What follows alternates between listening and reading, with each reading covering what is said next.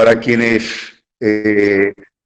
la cuestión de los tributos hemos tenido la posibilidad en la vida de militarla, de estudiarla, de investigarla, de enseñarla, de difundirla, de gestionarla, y para quienes los tributos además son un fenomenal analizador de las desigualdades que hay en la sociedad, poder dar esta actividad para enfocarla desde un punto de vista relativamente nuevo y no tradicional, porque obviamente la cuestión de las desigualdades entre sectores o actores de la actividad económica y social está muy trabajada y es la más frecuente, y muchos de nosotros sentimos que después de tantos años tenemos alguna autoridad para decir algo sobre esto. En realidad no hemos mirado al sistema tributario, no he mirado al sistema tributario en función de la perspectiva de género, y entonces para mí va a ser extraordinario poder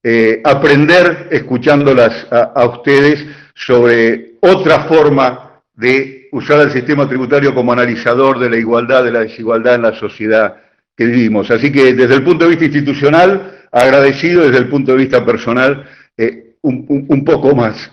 Y tal vez también corresponda agradecer, porque estamos acá, a los estudiantes, porque esta actividad, y me parece que vale la pena contarlo, fue impulsada por los representantes estudiantiles, por los consejeros estudiantiles de la carrera y del departamento, que el año pasado me encararon y me dijeron: Alejandro, profe, no me acuerdo cómo, me dijeron, ¿por qué no hacemos algo sobre género y tributación? Y yo los miré con cierto asombro, porque digo, la cuestión de género es muy fuerte. En la época, en la Universidad de Moreno, en el territorio de Moreno, estuvo muy presente en las luchas que tuvimos los años anteriores, en la resistencia a la universidad, y me sorprendió que me hicieran ese planteo. Y dije, bueno, bárbaro. Y entonces me dice, bueno, ¿y ¿a quién quieren traer? No sé. Me dice, justamente le preguntamos a ver si usted nos propone a alguien. Ah, bueno, entonces ahí yo me acordé que había leído algo de Agustina, que había trabajado, y la llamé, porque es una vieja amiga y querida amiga, Agustina, y le digo, ¿qué, Agustina? Mirá, y esto de los alumnos, ¿te interesaría? Moreno, en aquel momento obviamente pensábamos hacer una actividad presencial, y Agustina enseguida, encantada, aceptó la propuesta, los alumnos se vincularon con ella, yo les di a leer su material, interesó a los alumnos, y entonces, bueno, quedamos en que la hacíamos este año. Bueno, vino pandemia, llegó pandemia, la actividad fue quedando allí, y ahora, en el devenir, algunos alumnos del curso externo dicen, pues, ¿por qué no lo hacemos? Ahora, y que este y que el otro, y bueno, a ver, hablaron los consejeros estudiantiles, bueno, dale, qué sé yo, y se aprueba la actividad, y entonces acá estamos. En el trayecto la conocí a Verónica, que la conocía por su obra, pero no personalmente, y sabía que también Verónica trabajaba este tema y le interesa, y tiene una experiencia interesantísima sobre la cuestión, así que también le invité, ella aceptó encantada, y entonces aquí estamos gracias a la iniciativa de los estudiantes, así que vale la pena recordarlo. Y estando acá, y con esto cierro, digo, ¿qué es lo que vamos a hacer? Bueno, la idea, lo charlaron Agustina y Verónica, es hacer un conversatorio. Agustina, en primer lugar, creo que va a presentar algo a modo de disparador, como un PowerPoint, y la idea es que vayan intercambiándose en el uso de la palabra y opinando y contando a partir de sus reflexiones, su experiencia, su opinión sobre este tema que hoy nos convoca. Muy brevemente, porque si no sería extenso y aún a riesgo de ser injusto con los antecedentes de cada una de ellas, quiero decirles a todos quiénes son Agustina y Verónica desde el punto de vista de su trayectoria. Agustina O'Donnell es abogada, actualmente es jueza en el Tribunal Fiscal de la Nación, institución que conocen muy bien mis alumnos y nuestros alumnos. Es máster en Derecho, es especialista en Derecho Penal Tributario y tiene una muy importante trayectoria docente en grado y en posgrado. Verónica es economista, es especialista en fiscalidad internacional, también tiene una importante trayectoria académica, ha sido docente en nuestra casa, ha sido docente y esperamos que pronto vuelva a hacerlo, y Agustina, por supuesto, está invitadísimas, nos encantaría tenerlas en nuestro plantel. Agustina es conocida por nuestros alumnos también por sus fallos, digamos, que es como hablan los jueces. Y volviendo a Verónica, ella ocupó y ocupa altos cargos en la administración pública y tiene antecedentes internacionales en fiscalidad con perspectiva de género, que hoy nos va a comentar. Ha tenido una destacada actuación en el Parlamento Europeo tratando estas cuestiones. Así que los importantes antecedentes de ambas creo que nos van a beneficiar a todos y van a ir en favor de la exposición. Por último, digo, tiene además mucho interés lo que vamos a hablar, porque estamos hablando en un contexto donde se habla, una vez más, yo siempre digo que la reforma tributaria es como un género literario en la Argentina, ¿no? Como la novela rosa o el policial negro, ¿no? Un género literario del cual ninguno de nosotros se ha privado de ser parte, todos hemos escrito algo vinculado y publicado algo vinculado a la reforma, pero una vez más se habla de la reforma y ojalá esta vez se plasmen cosas interesantes en ese sentido, porque siempre las reformas que prosperan son las que a uno no le interesa, digamos, se plasmen cosas, y sin duda en ese marco lo que hoy vamos a tratar debiera ser parte de la agenda, ¿verdad? Así que bueno, sin más, Agustina, te doy la palabra y lanzamos esta actividad ya con 38 participantes, excelente, adelante. Bueno, buenísimo. Bueno, mi agradecimiento a Alejandro, a la universidad. Habla bien de Alejandro, la universidad, de todos los que están acá y de ustedes, que nos detengamos en la vorágine y en el caos propio de la época a escuchar y a pensar un poco y a opinar, ¿no? Porque un poco lo que hemos hablado con Alejandro y con Verónica es que este sea un espacio, un verdadero conversatorio, ¿no? Que no sea un título, sino que sea una charla, ¿no? No una clase, no una exposición. Creo que a poder hablar de este tema, o sea, de nosotras poder hablar, se llega básicamente por vocación, en primer lugar. Creo que por haber leído mucho, pero sobre todo por una vocación por el tema, ¿no? Eso de detectar sobre todo, en mi caso, hablo por mí, en el ejercicio profesional, o sea, después de muchos años de ejercicio profesional en la actividad privada, uno va pudiendo detectar esas desigualdades que va viendo en el camino, de las que es parte o que ve como espectadora, por supuesto, no siempre es la protagonista de la historia, de la desigualdad. Y después hoy a mí me pasa, y me parece como interesante verlo, muchas veces se ve no solo la desigualdad como título, sino a veces esas como los estereotipos, ¿no? O esos patrones de conducta que a veces son propios de Argentina, a veces son propios de los porteños, ¿no? A veces uno dice, bueno, esto es propio por ahí de lo que pasa en las provincias, a veces cuando lee un poco más, o hablando con colegas como con Vero, se da cuenta y dice, bueno, esto pasa en el mundo, ¿no? Ni siquiera son tan locales, patrones de conducta hasta mundiales, podemos decir. Todas son cosas históricas, no tienen que ver con políticas de los últimos 5 años, ni con los últimos, les diría, 20 años. A veces son cosas que se arrastran mucho, pero un poco van llegando, como uno va llegando a dar o a sentarse a dar esta conversación, es con eso, ¿no? Un poco con lo que va leyendo, lo que va escuchando, pero sobre todo lo que va viviendo, ¿no? Así que habla bien de nosotros que estemos acá preocupándonos por este tema, y bueno, y creo que está bueno que cada uno aporte y interrumpamos. Lo bueno del PowerPoint, y creo que es la gran excusa, porque permite las interrupciones, uno nunca se pierde, porque enseguida sabe que está ahí la última donde quedó y puede retomar el tema. Yo lo voy a poner, y acuérdense que lamentablemente dejo de verlos, pero me avisan. El PowerPoint es un disparador que se cerró, por supuesto. ¿Cómo se llega A mí siempre me gusta empezar con una frase que hay de un catedrático español que se llama Calvo Sotelo, ya tiene sus años este señor, que habla de este principio de justicia tributaria, ¿no? Que es un principio que se habla muy poco en general. ¿Se ve ahí bien, Florencia? Vos me... Sí, Agustina, perfecto. Que se habla, como nosotros en tributario convivimos mucho con los principios constitucionales, y de en general se habla poco y nada, ¿no? Y es un principio que sobrevuela, comprende, abarca a todos los demás, ¿no? sobre todo al de igualdad y al de capacidad contributiva. Y en principio vamos a tratar esta charla de no repetir todo el tiempo, yo voy a tratar especialmente en esta época de pandemia, de COVID, de restricciones y de enormes necesidades de recursos públicos y de enormes desigualdades también, ¿no?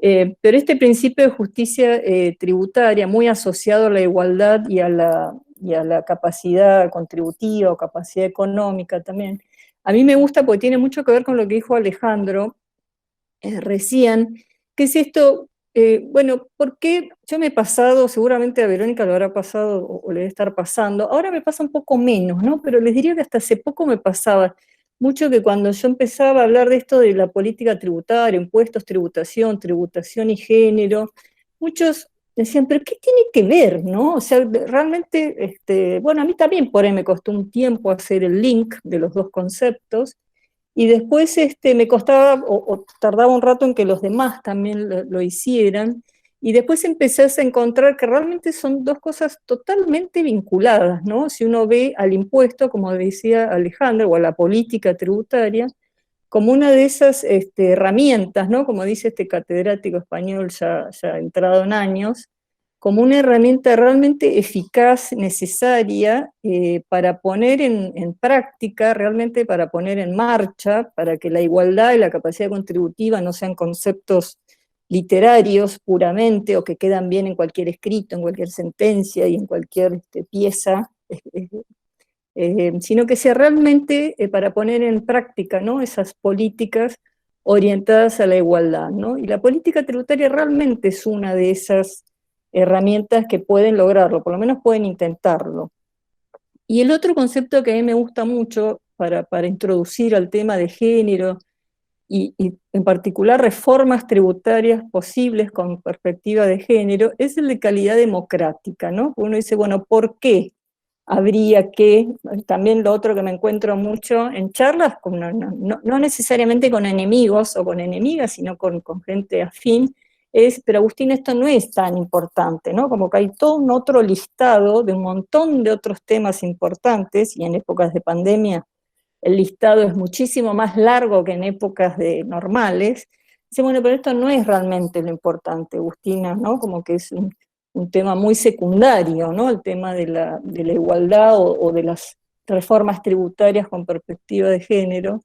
Y a mí también me gusta mucho este otro autor español, más joven, de catedrático de Salamanca. Estos son libros muy chiquitos, ¿no? No son obras cortas, que habla, porque se está hablando mucho en este momento dentro del derecho también, pero sobre todo de las ciencias políticas, de este concepto de calidad democrática, ¿no? Hoy como la democracia, como no hay duda que es el régimen de gobierno de Occidente, pero ya, y es el régimen donde todos votamos a nuestras personas que nos dirigen, pero ya eso no es suficiente, ¿no? O sea, eso ya lo tenemos todos, digamos. Hoy estamos en un momento en que ya nadie duda de la bondad o que eso es así, ya lo tenemos esto, ya lo conquistamos.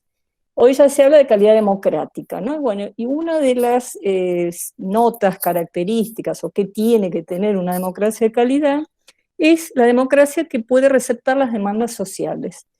Y si hay algo que quedó muy en evidencia en los últimos años, es que el tema de género, en particular la desigualdad de género, bueno, es una demanda social, ¿no? Entonces, ¿cómo llegamos a que es una demanda social?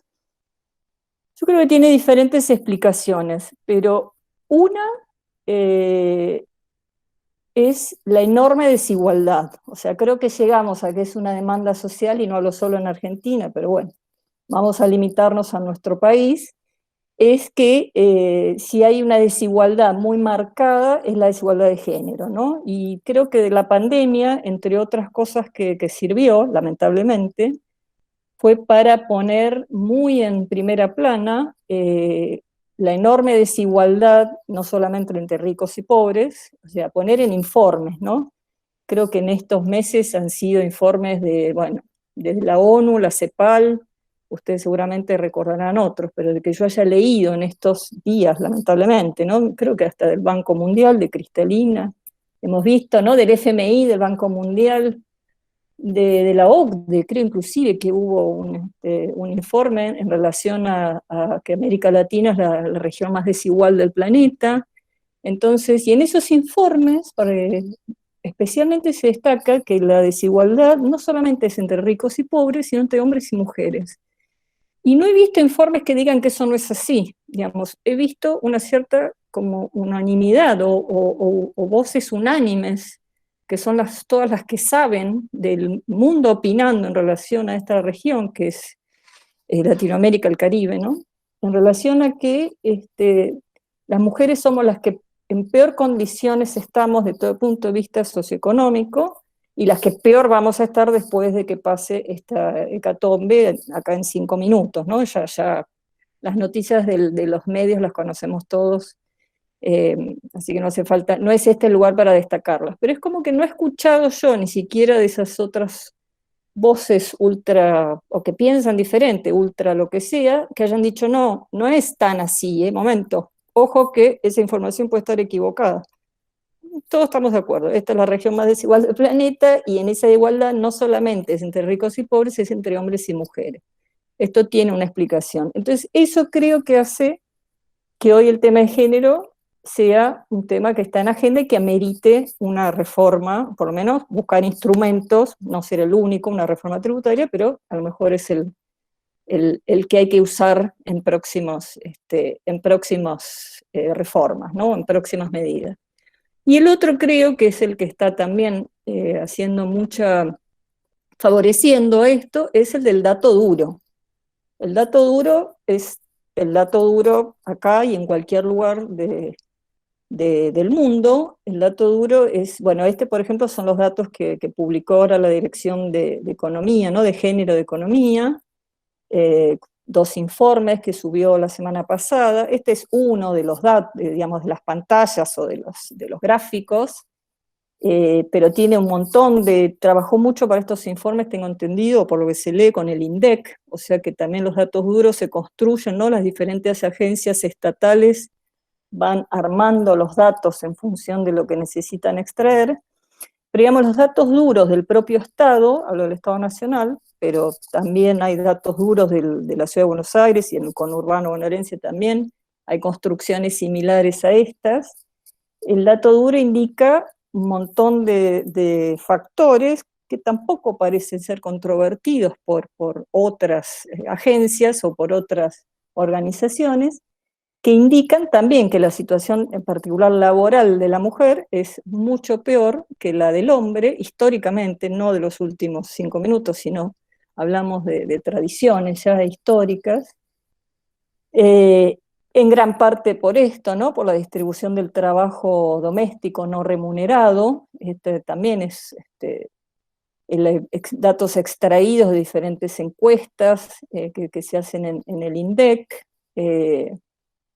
Esta, si se quiere, es la más preocupante en el sentido de qué lugar ocupan las mujeres en el nivel de ingresos, ¿no? Y entonces acá en este gráfico se ve claramente cómo las mujeres, digo, en lo estrictamente vinculado a lo tributario, ¿no? Cómo las mujeres ocupan los mayores porcentajes en los menores ingresos y son las menos en los mayores ingresos, ¿no? O sea, son las que menos ganan, las mujeres básicamente son las que menos ganan y son las que menos también más ganan, ¿no? Las que menos ingresos tienen, siempre, histórico. Estas son mediciones del último año, pero no ha cambiado en la historia esto. Y este también es un gráfico importante, me parece, que es el del fenómeno que va increyendo, además, o sea, no es que es un fenómeno que es preocupación también de todos los estados, de las provincias también, que es el crecimiento del hogar monomarental o monoparental, que como se ve en el gráfico, ese 27%, que a lo mejor hoy no es 27, es 28, puede ser 30, pero es más o menos los porcentajes que arrojan estas encuestas, es que hay muchos hogares donde está una mujer a cargo con hijos, ¿no? O sea, son los hogares que están solamente hay un sueldo para sufragar el gasto de un hijo o de más de un hijo. Ese es un poco lo que busca medir este gráfico. Y lo otro que a mí me interesa de este gráfico es el hogar nuclear, es decir, en donde hay una pareja, generalmente un hombre y una mujer. Bueno, la mujer ahí claramente es el segundo sueldo, ¿no? Como se le llama mucho en efectos tributarios, algunos en doctrina le llaman el efecto casa de muñecas, ¿no? La mujer que se queda en el hogar y no trabaja porque es el hombre el sustentador o el proveedor el que sale a trabajar, ella por ahí cumple un rol de ama de casa o tiene un segundo sueldo menor, después vamos a hablar de la carga de familia, ¿no? Conceptualmente la carga de familia, ¿qué significa? Pero bueno, lo que preocupa por ahí de este gráfico es cómo crece el hogar monomarental y cómo impacta básicamente la carga tributaria, impacta mucho más que en un hogar nuclear o en otro tipo de hogares, en particular los impuestos al consumo, ¿no? Básicamente los impuestos al consumo. Y el último, me parece, dato es el de la brecha salarial, también está muy medida, que tiene que ver que en un mismo trabajo en general, salvo en el Estado, o sea, en el empleo público esto se puede ver menos, o sea, el problema puede ser otro, pero en la actividad privada sí se ve este fenómeno, ¿no? En el mismo cargo, mujeres y varones no ganan el mismo sueldo aunque realicen las mismas funciones y trabajen la misma cantidad de horas, ¿no? O sea, en las mismas condiciones.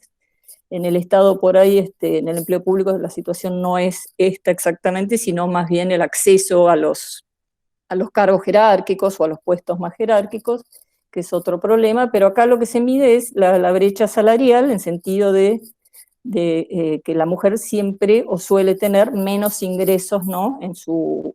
Por su trabajo, a cambio de su trabajo.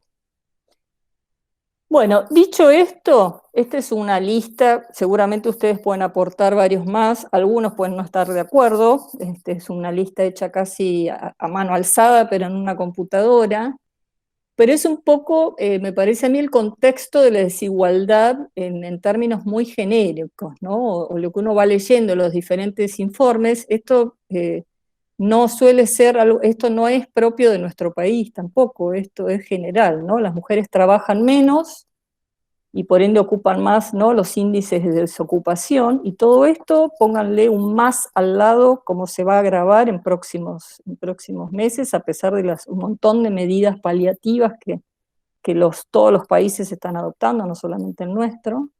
Trabajan más en el mercado informal, trabajan más en trabajos temporales de baja calidad, trabajan menos horas y entonces ganan menos, ¿no? Los part-time, porque, bueno, en diferentes, tengo que salir a las 4 de la tarde corriendo porque tengo que ir a buscar al chico al colegio, entonces trabaja, en lugar de 8 horas, trabajan 5 horas. Como trabajan menos, perciben menos ingresos, en general en cualquier estrato social, ¿no? Con esta salvedad del empleo público, donde no se ve tanto este fenómeno. Como trabajan menos, tienen menos acceso a obra social, a RT, a jubilación, esto se ve bien claro sobre todo en el empleo doméstico, ¿no? Que es bueno, hoy estuvo en las tapas de los diarios por diferentes novedades o noticias que hay, pero bueno, hay muchas mujeres que están en el empleo doméstico, o perdón, del trabajo de casas particulares, tienen menos ahorros y bienes en su patrimonio, por ende también tienen menos espaldas o tienen menos resto para hacer frente a una crisis, y no solamente de la magnitud de la de ahora, sino también una crisis personal, un divorcio, una viudez, a quedarse sin trabajo, no tiene que ser tampoco a una crisis temporal, puede ser, es decir, tienen menos ingresos para aguantarse solas, ¿no? Para salir solas adelante. Y eso también las hace más vulnerables a sufrir violencias de diferentes tipos, ¿no? Esto está, por supuesto que no es una lista que si A B, entonces B C, y si C D, pero es una lista que en algunos casos uno va viendo la evolución, y son, como antes decíamos, patrones que después se ven mucho en las estadísticas, ¿no? Cuando uno ve la oficina, por ejemplo, de violencia de la mujer de la Corte Suprema, cuando publica sus informes, bueno, uno puede ver mucho cómo juegan estos listados, ¿no? De cómo fue sucediendo, esto llegó esto llegó esto llegó al otro. Acá falta a mi gusto, un renglón más que tiene que ver con la delincuencia, pero ameritaría otra charla, posiblemente dada por alguien más experto en el tema, pero muchas veces todo esto también lleva a delinquir, ¿no? La mujer que tiene que, monomarental, sin trabajo, sin RT, sin obra social, con violencia de género, muchas veces no le queda otra que para seguir subsistiendo, incurrir en alguno de los delitos que están muy ahí, a veces, ¿no? Están muy ahí al alcance de sus posibilidades. La otra vez, bueno, otra vez no, esta semana o la semana pasada yo veía, no sé si vieron un programa medio siniestro, que están todos muy enganchados, se llama Aeropuerto, Alerta de Aeropuerto, ¿alguno lo vio?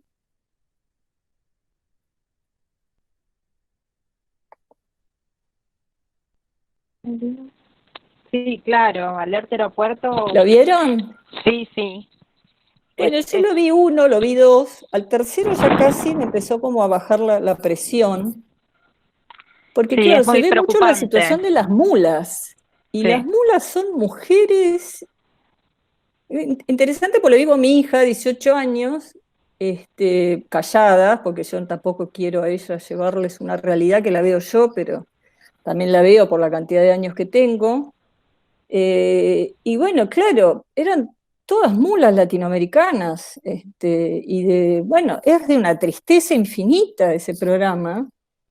Por supuesto que habrá alguna que tenga aversión al delito, sí, yo no pretendo hacer un grupo de los buenos y de las malas, y de este lado pónganse las mujeres y de este lado pónganse los hombres, porque hay buenos y malos de todos los sexos posibles y no solamente binarios, pero realmente a mí me dio muchísima angustia ese programa, porque la mayoría de los que atrapan ahí en el aeropuerto que genera mucha adrenalina, es un poco vicioso el programa, realmente dan ganas de ver el próximo capítulo, está muy bien hecho.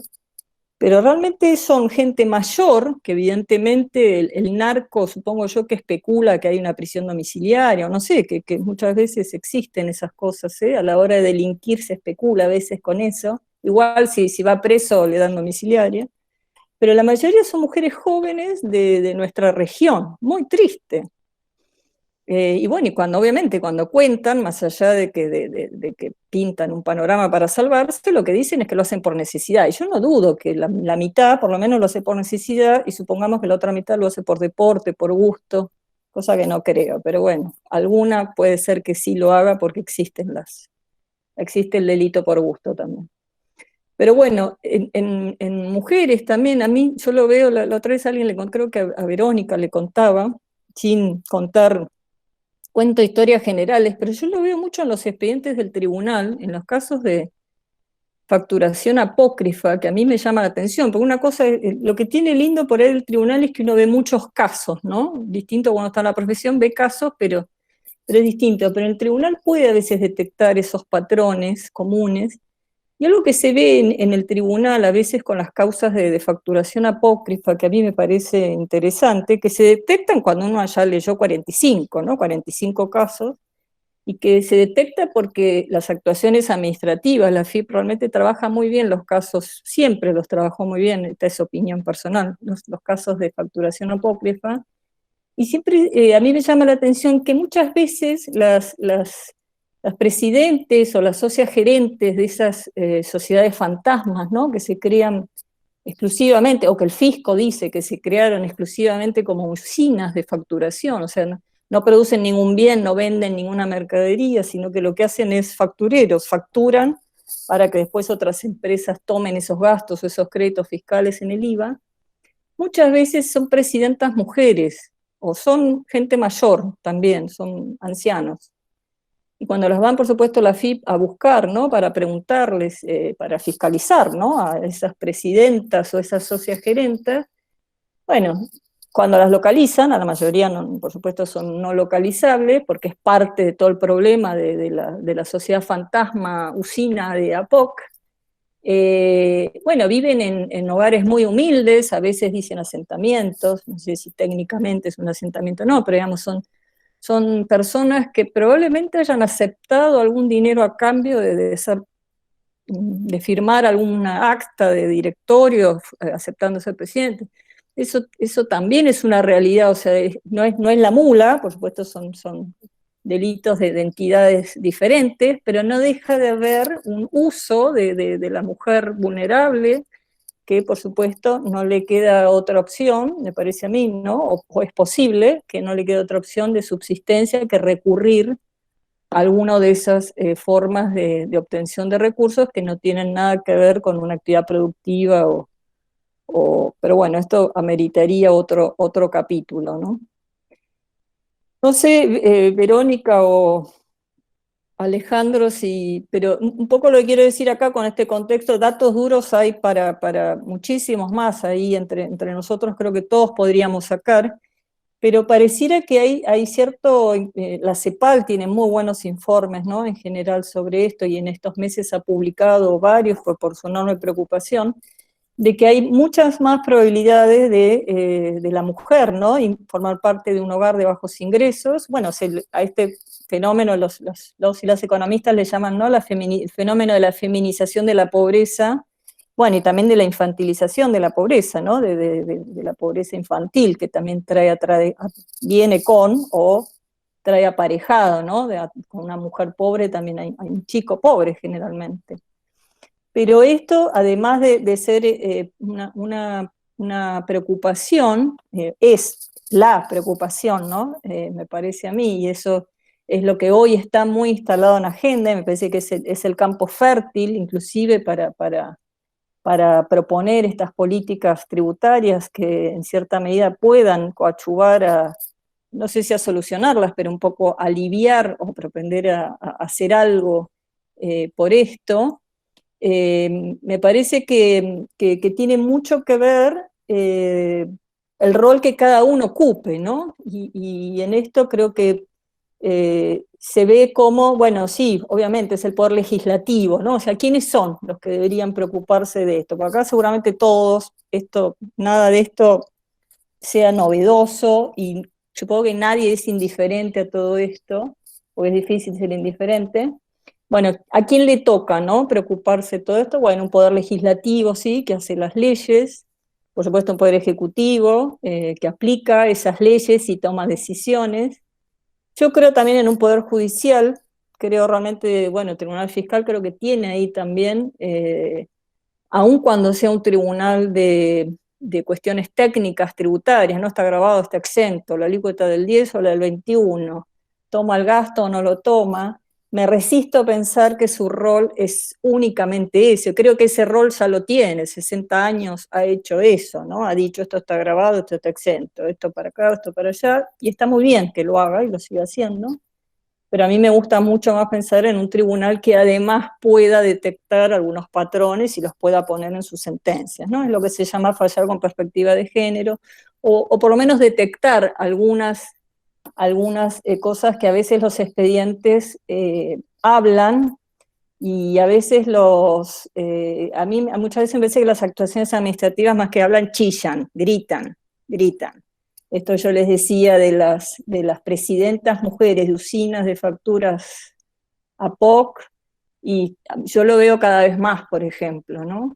O la otra vez, por ejemplo, veía un caso donde de costado, pero muy de costado, tema interesante por ahí para desarrollar en alguna otra también, yo veía un caso de trata, es decir, a partir de una venta en negro que se da en unos bares del microcentro, pero no es que yo lo veo, lo veo en las actuaciones administrativas, o sea, no hay un prejuicio, un concepto, nada, ¿no? Más allá de que sé cuáles son esos bares, sino que en las actuaciones arrojan que ahí lo que se estaba grabando era el ingreso de un lugar donde existía trata. De hecho hubo una causa penal, hubo una sentencia penal, hubo todo, y eso pasa por el Tribunal Fiscal por la venta en negro, ¿no? O sea, lo que se trata en el Tribunal Fiscal es la venta en negro, no es la trata. El Tribunal Fiscal no resuelve temas de trata de personas, no tiene esa competencia, claramente. Pero bueno, ahí entramos en el terreno de que las ganancias ilícitas también están grabadas. Bueno, ya un tema mucho más complejo, ¿no? Que no sé si inclusive no habría que revisar, o por lo menos de algunas ganancias ilícitas. Pero bueno, hay un rol, me parece, esto no es solamente un tema del poder legislativo, ¿no? Es un tema del poder judicial o de los jueces y juezas, un tema de la sociedad entera. Un poco los fallos de la Corte lo dicen, ¿no? La Corte en particular de los últimos años, se ha metido bastante en este tema de la protección de los vulnerables, ¿no? Como llama la Corte, esos colectivos uniformes de vulnerables, de mayor vulnerabilidad, que son las mujeres, por supuesto los niños y niñas, las personas con discapacidad, bueno, las personas mayores, ¿no? La Corte le llama los colectivos de vulnerables, que son como si se detuviera antes de resolver, se detiene un minuto, ¿no? Y dice, bueno, a ver, pero un momento, este caso se refiere a una persona vulnerable, entonces voy a buscar en todos los tratados internacionales que Argentina firmó, se comprometió frente a la comunidad internacional, voy a ver si no me comprometía algo, ¿no? Y así resolvió un montón de expedientes, por lo menos en las últimas 2 décadas, ¿no? Desde el año, en particular del año 2004, ¿no? La Corte se ha metido mucho a resolver con tratados internacionales cuando se trata de estos colectivos de personas, que les llama colectivos uniformes porque son muchas personas, ¿no? Son colectivos grandes de muchas personas. Y las mujeres son uno de ellos, eso es lo interesante.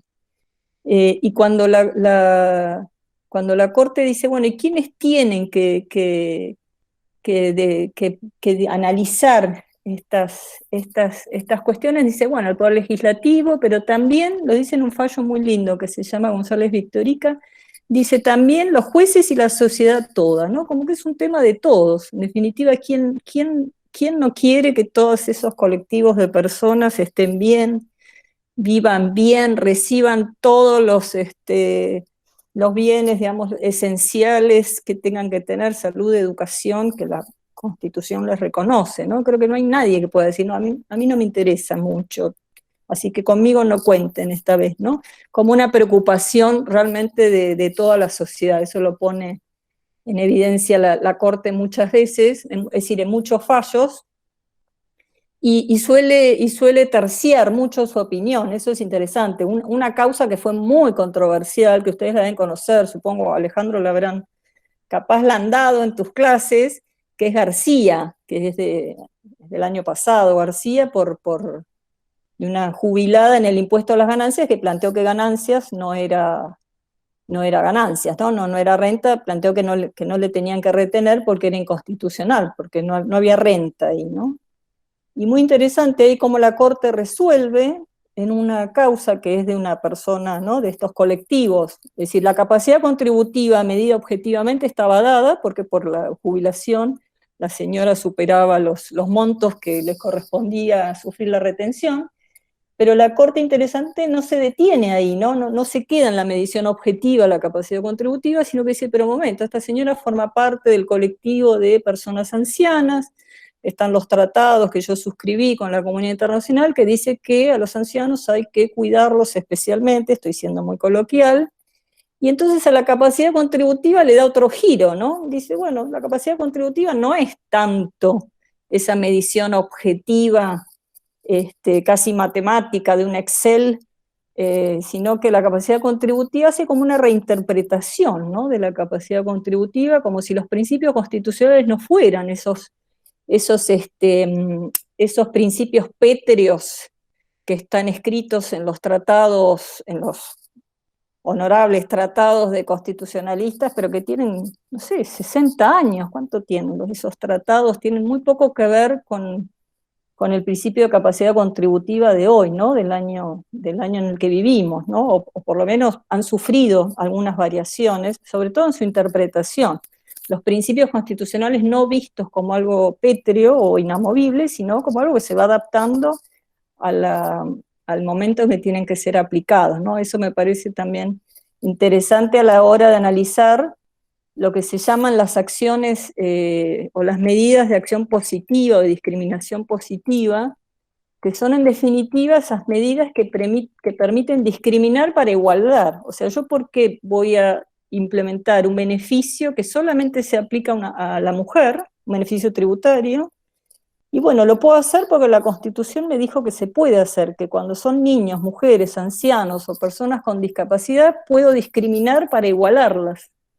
Si no, no se podría hacer, ¿no? Porque mujeres y hombres, todos tenemos 2 manos, 2 piernas, un poco de pelo, lengua, o sea, somos iguales desde el punto de vista físico y muchas otras razones también, pero por todo lo que fuimos viendo en esta primera etapa, hay razones que no nos hacen tan iguales, que somos desiguales. Y eso es lo único que permite esta medida, ¿no? O esta norma de la Constitución Nacional, es lo que permitiría adoptar medidas positivas o acciones o reformas, ¿no? Impositivas para que los tienen uno y los otros no, o sea que los varones no tienen y las mujeres sí pueden tener, si no no serían constitucionales. No sé, Verónica, si querés vos agregar algo. Sí, sí, gracias, la verdad. No, y gracias, un placer escucharte, la verdad, Agustina. Y en varios momentos también, bueno, hubo varias cosas, ¿no? que yo iba pensando, ¿no? Cuando empezabas a hablar recién, al comienzo, ¿no? De cuáles fueron las reacciones, ¿no? Cuando uno empieza a hablar de fiscalidad y género, y yo estaba pensando, yendo un poco a ese primer momento, la verdad es que la primera vez que yo hice una presentación sobre fiscalidad y género, la misma persona con la que hacía 10 días antes había estado escribiendo un artículo sobre fiscalidad internacional, me vino a hablar luego preocupado, ¿no? Porque estaba tomando este desvío y no entendía, digamos, la justificación de ello, ¿no? Y en esta presentación que hacías recién también, bueno, con todo el análisis de antecedentes de cuál es la situación, digamos, las condiciones socioeconómicas, en qué lugar estamos las mujeres en esas condiciones socioeconómicas imperantes en este país y en otros países del exterior, y en otros países, digamos. Yo creo que es la base, digamos, un poco, como bien la pusiste, es la base de esta discusión, ¿no? Yo creo que cuando hablamos de fiscalidad y género lo tenemos que entender, entre otras cosas, lo tenemos que entender en ese contexto, ¿no? En ese contexto de desigualdad, a la hora de tener un empleo, de tener un salario, de tener una jubilación, que como mencionabas en este caso, esta persona no solo era pensionada, jubilada, sino también es una mujer, entiendo, por lo que contabas, y es en ese contexto en que tenemos que entender la fiscalidad, ¿no? Yo, en la introducción que hacía al principio también Alejandro, él mencionaba un poco de mi experiencia. En mi experiencia yo he transitado, digamos, tengo una especialidad en lo que tiene que ver con fiscalidad internacional, pero como él mencionaba también, en los últimos años me tocó participar, estuve trabajando como asesora en el Parlamento Europeo, y en el momento en que estaba como asesora ahí en el Parlamento, tuve el de participar como asesora en la discusión sobre una resolución sobre fiscalidad y género que sacó el Parlamento Europeo, ¿no? Y todos estos mismos interrogantes surgieron en ese momento. Fueron muchas las personas que inicialmente hasta se opusieron, digamos, a tener este tipo de discusión porque parecía no tener sentido hablar de estas dos cuestiones de manera simultánea, ¿no? Parecía también algo que era de interés de una militancia y no tenía por qué ser de interés, digamos, en el Parlamento, para el conjunto del Parlamento o el conjunto de las personas que estaban discutiendo temas económicos. Hasta que fueron introduciéndose todas las cuestiones socioeconómicas que brindan el contexto, ¿no? Para esta desigualdad en la que nos toca vivir y que es acá y también es allá, ¿no? También en la Unión Europea es marcadamente inferior el ingreso de las mujeres que el de los hombres. También allá las mujeres se encuentran menos empleadas que los hombres, ¿no? Sí. Con una tasa de empleo, de hecho, en general, un 12% inferior a la de los hombres en la Unión Europea. Y también allá, también por una cuestión cultural, son las mujeres las que por tener un ingreso inferior y tener menores posibilidades de empleo, terminan ocupándose del hogar, de las tareas del hogar, de las tareas del cuidado, ¿no? Como las llamamos. Y por lo tanto, ante condiciones que parecerían ser iguales, ¿no? En un hogar en donde si hay un hombre y una mujer, la mujer tiene un menor ingreso, el hombre tiene un mayor ingreso, la mujer tiene menos posibilidades quizás de sostener ese ingreso ante un embarazo, ¿no? En el momento en que llega un hijo o una hija a la familia, se ven ante una decisión a tomar, digamos. Mantenemos los dos ingresos, trabajamos los dos, el niño lo vamos a mandar a una guardería, no lo vamos a mandar a una guardería, vamos a escolarizarlo tempranamente o no, cómo vamos a pagar esto, cómo vamos a pagar los gastos adicionales, y es en ese momento en que muchas veces las mujeres terminamos resignando nuestro trabajo porque nos enfrentamos a una simple ecuación casi matemática, ¿no? De si salgo a trabajar, tengo que conseguir una niñera. Si no tengo una niñera que pueda pagar, tiene que ser un familiar, ¿no? Si no tengo un familiar cerca, entonces necesito una solución del Estado. Si no existe una solución del Estado en esta situación, entonces probablemente uno de los dos tenga que dejar de trabajar. Y va a dejar de trabajar el que menor, en la mayoría de los casos, el que aporte un menor ingreso a la familia, ¿no? O esa persona va a ser que va a empezar a tener una situación más precarizada en su trabajo, porque va a tener que empezar a faltar al trabajo, a tener que ausentarse, ¿no? En caso de enfermedad, en caso de cuidados y demás. Entonces, son este tipo de consideraciones, ¿no? las que tenemos, es necesario tener en cuenta, ¿no? En nuestro país quizás la situación es distinta en muchos aspectos a las que se da en la Unión Europea. Nosotros tenemos otro tipo de situaciones, tenemos personas que están afectadas, ¿no? Al impuesto a las ganancias, a las personas humanas, en ese sentido, que de todas maneras pueden presentar declaraciones individuales, declaraciones juradas individuales, y quizás no tienen la misma situación que otros países, pero como bien mostrabas antes, existen situaciones de hogares monomarentales o monoparentales que tienen que afrontar todos los gastos, ¿no? de esa crianza, y que por más que tengan, en algunos casos puedan usufructuar de alguna, o puedan tener beneficio de algunas deducciones, no es en todos los casos. Y en otros de esos casos son monotributistas también, ¿no? Monotributistas que tienen otra realidad en cuanto a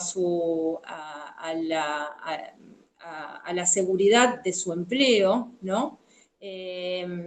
Monotributistas porque son independientes o monotributistas porque están en relación de dependencia, una relación de dependencia encubierta, y que tienen también eso, como mencionaba recién, una cierta inseguridad en ocasiones respecto de la continuidad de su trabajo cuando tienen que hacer frente a responsabilidades del cuidado, ¿no? A tareas del cuidado. Y que además no pueden usufructuar tampoco de deducciones al impuesto a las ganancias, porque pagan el monotributo, no tienen ese tipo de deducciones, ¿no? Entonces eso creo que, digamos, en el contexto socioeconómico, digamos, esas son las variables. A veces cuando hablamos de fiscalidad y género, digamos, en realidad estamos hablando de todas estas condiciones, ¿no? Que parece que el sistema es igual para todos, pero en realidad no es exactamente igual para todos, porque impacta diferente de acuerdo a dónde estés ubicado en la sociedad y en la economía. Eso por un lado, respecto de las cuestiones que habías mencionado. Y por el otro lado, bueno, en este sentido, digamos, esta es una discusión que está bastante vigente, que ha sido, como mencionabas también, tomada por varios organismos, ¿no? Que hoy en día están publicando bueno, hay publicaciones muy interesantes sobre la desigualdad de género. Y hay también algunas iniciativas interesantes. Yo quería mencionar alguna de ellas, ¿no? Hay una iniciativa que se llama Iniciativa por los Principios y Directrices de Derechos Humanos en la Política Fiscal. Es algunas ONGs que se articulan junto con algunos expertos, ¿no?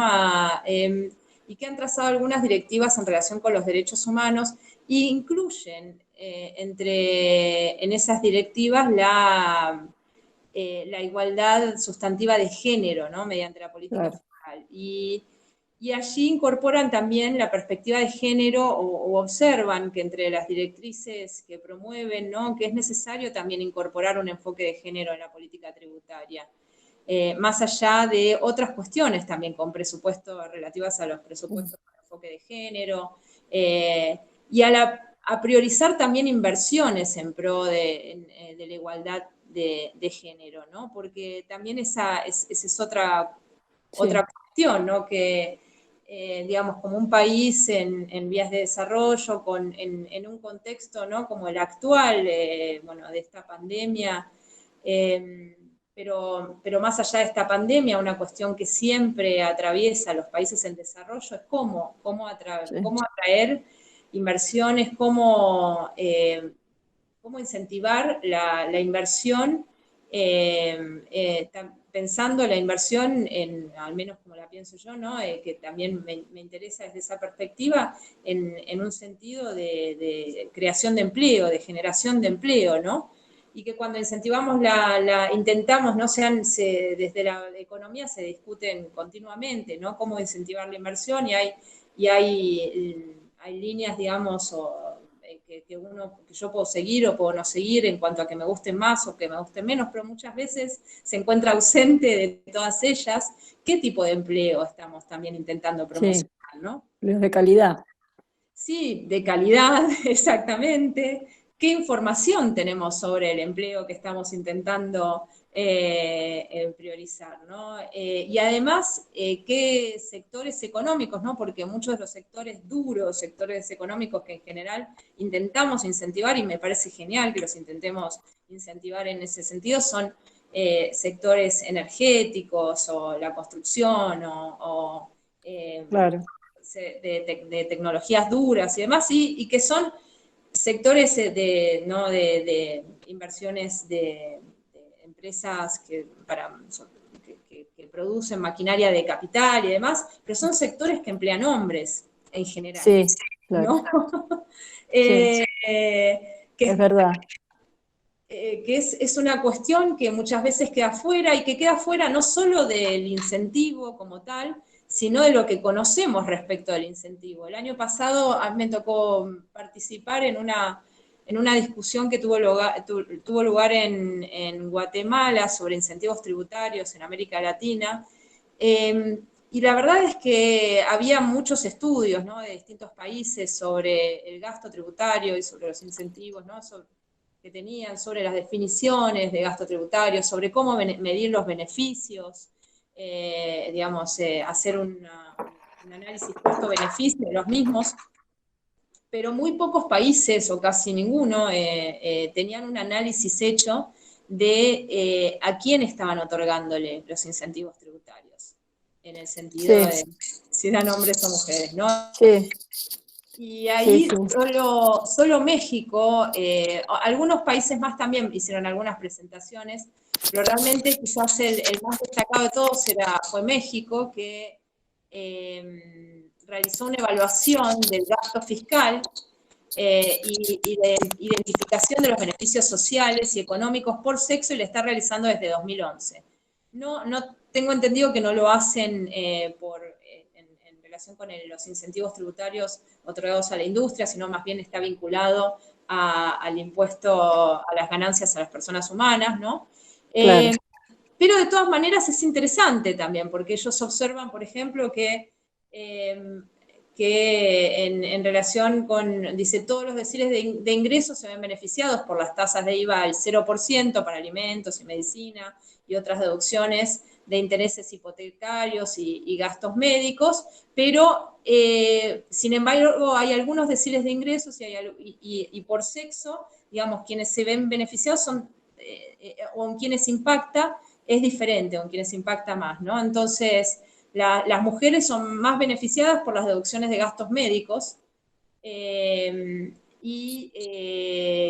por deducciones vinculadas, bueno, a incapacidad o discapacidad, por ejemplo, ¿no? Sí, claro. Sí, si te parece, mira, vemos, no sé si ven ahí las 3 preguntas del sistema tributario. Sí. Y ahí podemos empezar a ver eso y a comentar las experiencias de México y Colombia que tienen, como vos decís.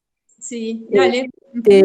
Porque un poco en lo que es estudios que como decía Vero, bueno, Europa es los que va un par de casilleros adelante en este tema, me parece que tampoco tantos, ¿no? En esto de indagar un poco la relación entre la tributación y el género, tiene ya estudios hechos, y después dentro de la región, la verdad que Argentina está dentro de los que también se pone como ejemplo, junto con Colombia y con México, sobre todo porque se ha dedicado mucho en los últimos años a desagregar información, esto que antes decíamos del dato duro. Hay algunos países, inclusive de acá de la región, no me acuerdo cuál era, que ni siquiera, esto me enteré la otra vez en uno de los muchos Zooms que uno va participando en estos días, ni siquiera hay países que no desagregan, no tienen la información para desagregar por sexo, porque las declaraciones juradas no se presentan por quit de hombre y quit de mujer. Entonces ahí, por ejemplo, ya habría una dificultad, o sea, se presentan con un único quit.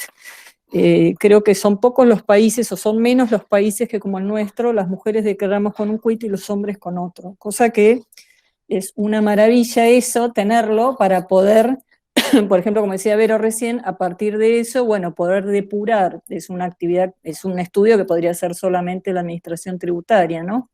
A partir de esa información decir, bueno, a ver, dentro de cómo declaran las personas, o mejor dicho, qué declaran las personas humanas mujeres y qué declaran las personas humanas varones, y a partir de ahí se podría sacar, ¿no? Se podrían hacer estudios tendientes a buscar políticas tributarias que favorezcan o que igualen, porque creo que ese es el término, en uno o en otro caso, ¿no? Este es un estudio que ya hizo Colombia, que lo acaba de presentar, o sea, lo hizo con la declaración jurada creo que del 2018, y bueno, sacó algunas conclusiones de un trabajo que se acaba de publicar, que arroja algunas conclusiones interesantes, algunas medio obvias, pero bueno, ya de nuevo, sobre la base del dato duro, no tanto sobre la base de lo que uno supone que debe ser.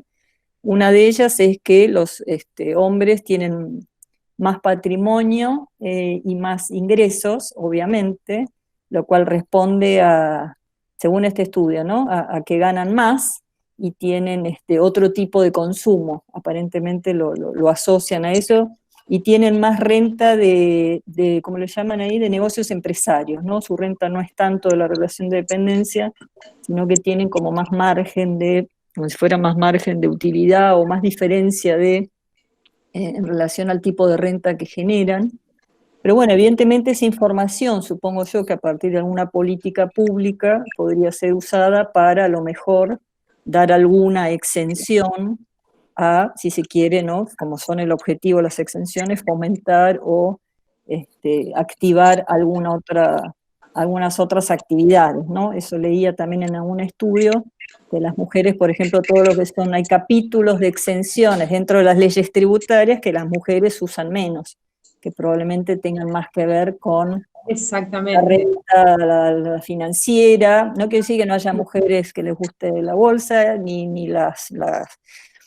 las inversiones, pero probablemente sean menos usuarias de esas exenciones, lo que no quiere decir que haya que borrarlas, sino que es como, bueno, hay que tener en claro, bueno, estas exenciones, o en un mundo ideal, ¿no?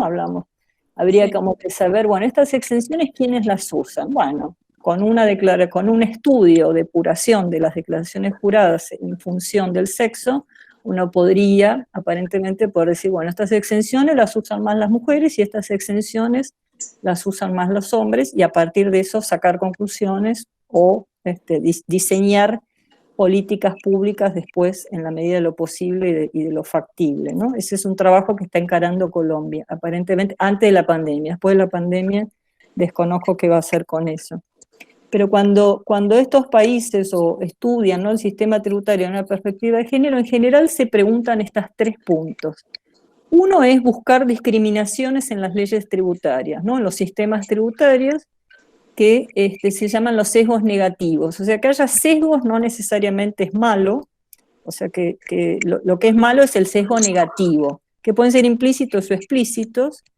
El explícito hay cada vez menos. Explícito sería que las mujeres pagáramos ganancias al 36% y los hombres al 35%, eso claramente no hay. Aparentemente hubo en algunos países, creo que en Sudáfrica en algún momento hubo tasas diferenciales, así de burdas, como les digo, pero en otra época.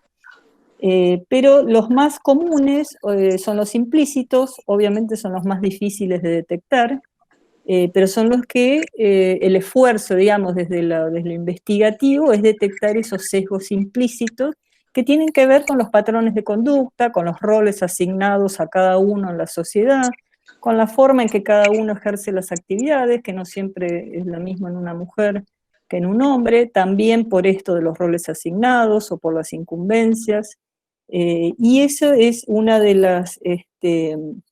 detectar, ¿no?, esos sesgos es lo que después permite corregir, por supuesto, ¿no? Ese es el objetivo de este estudio. Lo otro a lo que apuntan es si la carga impositiva se distribuye de tal forma que castiga más a unos que a otros, que es el caso un poco de los hogares monomarentales que antes hablábamos, ¿no? Hogar monomarental predominantemente, por lo menos acá en nuestro país, está a cargo de mujeres, es decir, mujeres a cargo de hijos que soportan mayormente el gasto. O sea, es más común eso que un hombre con hijos que esté a cargo de todo el gasto. Y lo otro que es si la política tributaria puede ser una herramienta para solucionar la inequidad de género. En general, todos los estudios que se encuentran en la academia, ¿no?, giran en torno de estos 3 puntos. Yo ahí puse cuál era el último sesgo explícito, que era ese artículo 30 de impuesto a las ganancias, o sea, hasta hace muy poquito tiempo.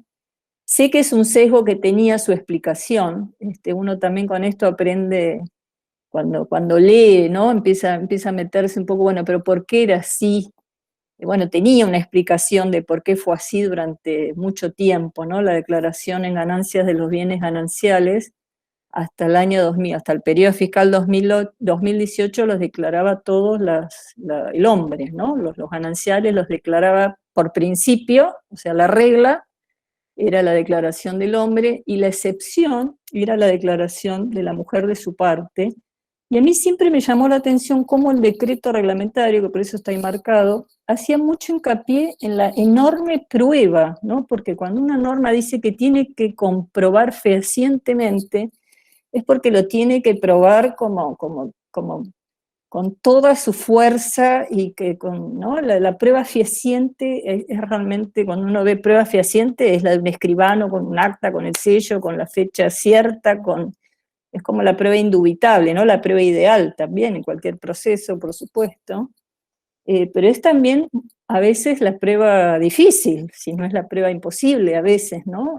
A veces está en la zona gris y siempre el énfasis me hacía mucho ruido de por qué tenía que ser una prueba tan severa, ¿no? Porque en este caso el reglamentador había sido tan riguroso en ese sentido, porque era tan grave, ¿no?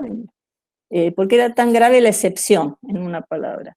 Bueno, esto se corrigió en el 2018 y hoy creo que este sesgo, que para mí era un sesgo explícito, bueno, no está más porque la declaración es por partes iguales, salvo que las partes, digamos que los cónyuges, acuerden alguna otra cosa en relación a su propia conveniencia, ¿no? Pero ese creo que fue el último sesgo explícito de nuestras leyes impositivas.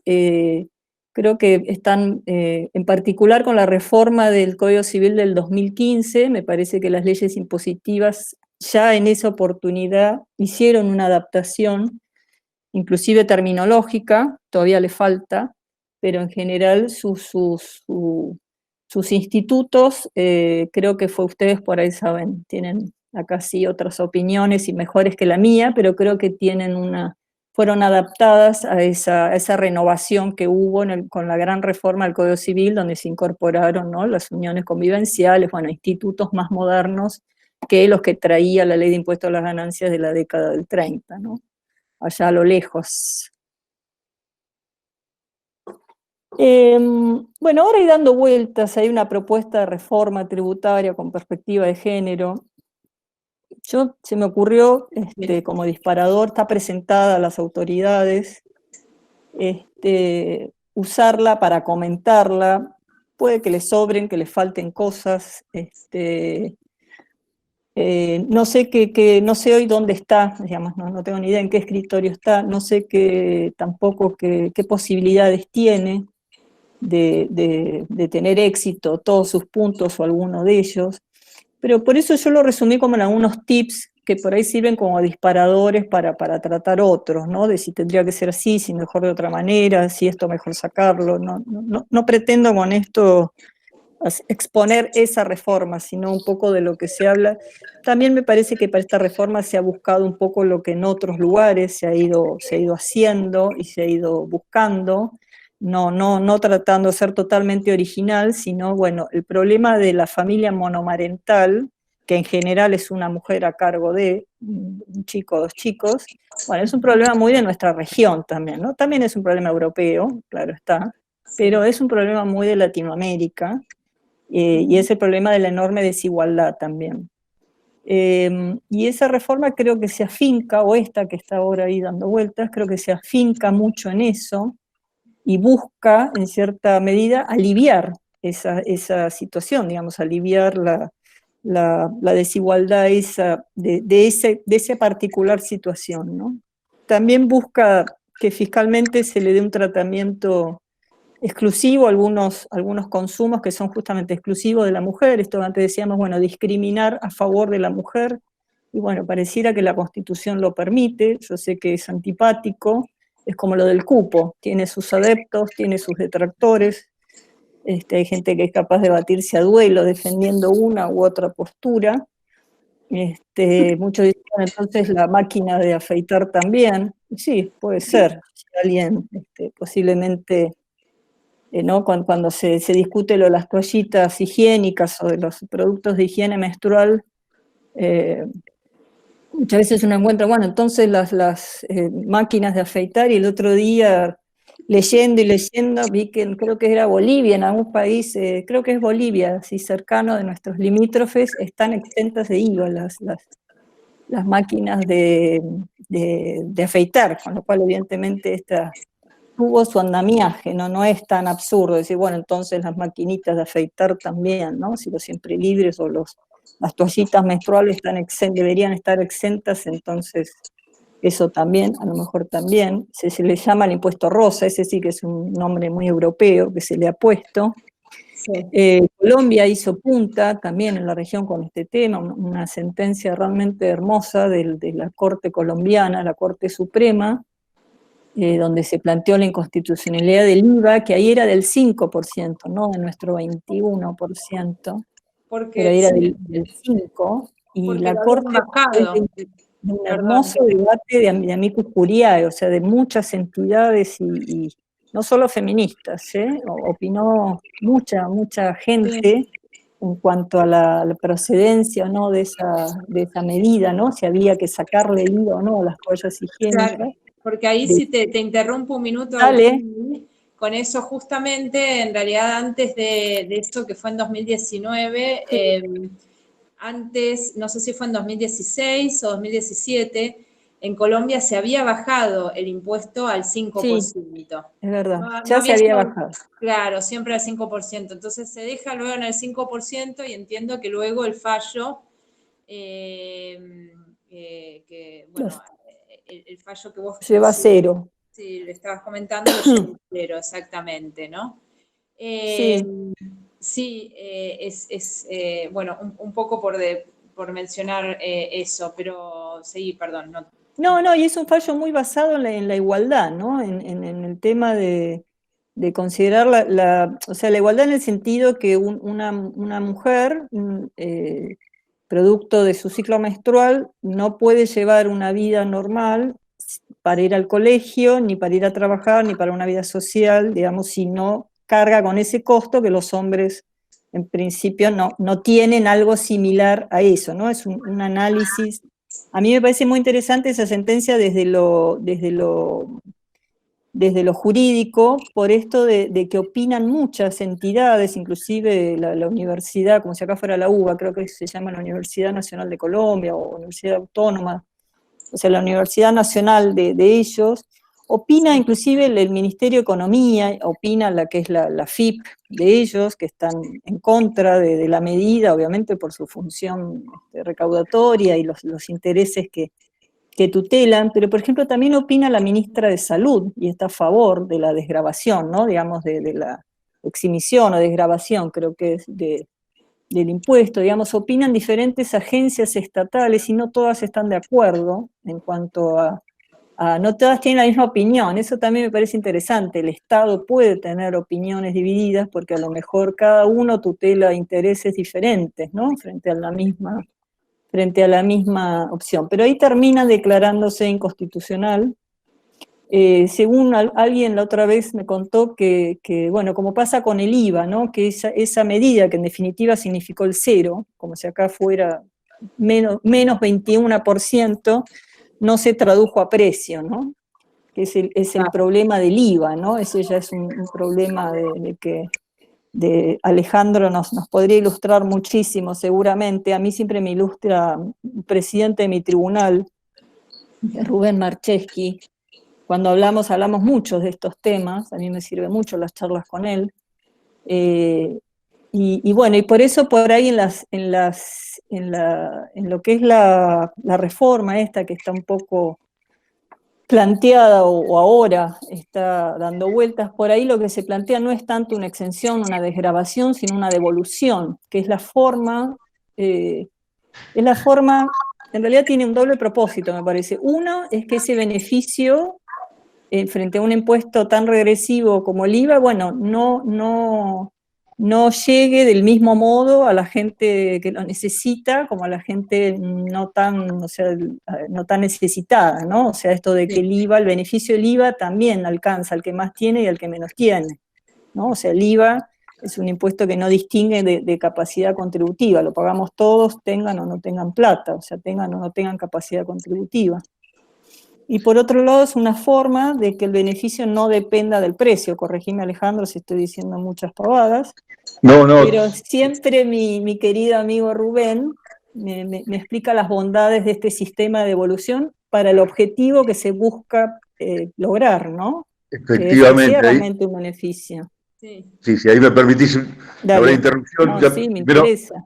Lo mencionaste a Rubén, que es un amigo y también un amigo de la casa, de la universidad. Yo le pedí a Rubén que el programa es un conocido de nuestros alumnos porque estudian con sus textos, y él fue el que nos ayudó a elaborar el programa de impuestos a los consumos.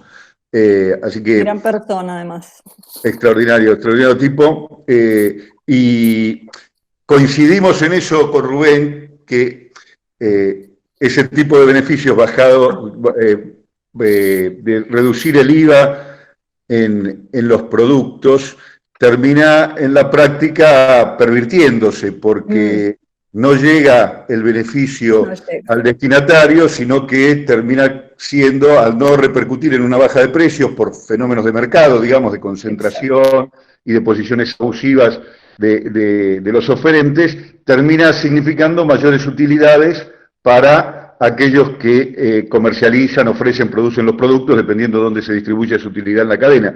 De modo que hoy día la tecnología permite otras medidas que son muy superadoras, como la que decís, la devolución del IVA, permitiría efectivamente que el beneficio llegue a aquel para el cual el legislador lo destinó, sea en el caso de las toallas femeninas o cualquier otro producto que sea. En casos de mercados fuertemente concentrados como los nuestros, conviene mucho más la devolución y existe la posibilidad tecnológica de Implementarlo. Sí, bueno, en adelante. Colombia el final de la historia es que, o sea, lo cuentan con pesar quienes han llevado adelante estas acciones judiciales, que bueno, quedó para contarlo, no se tradujo a precio. La victoria no se tradujo a precio.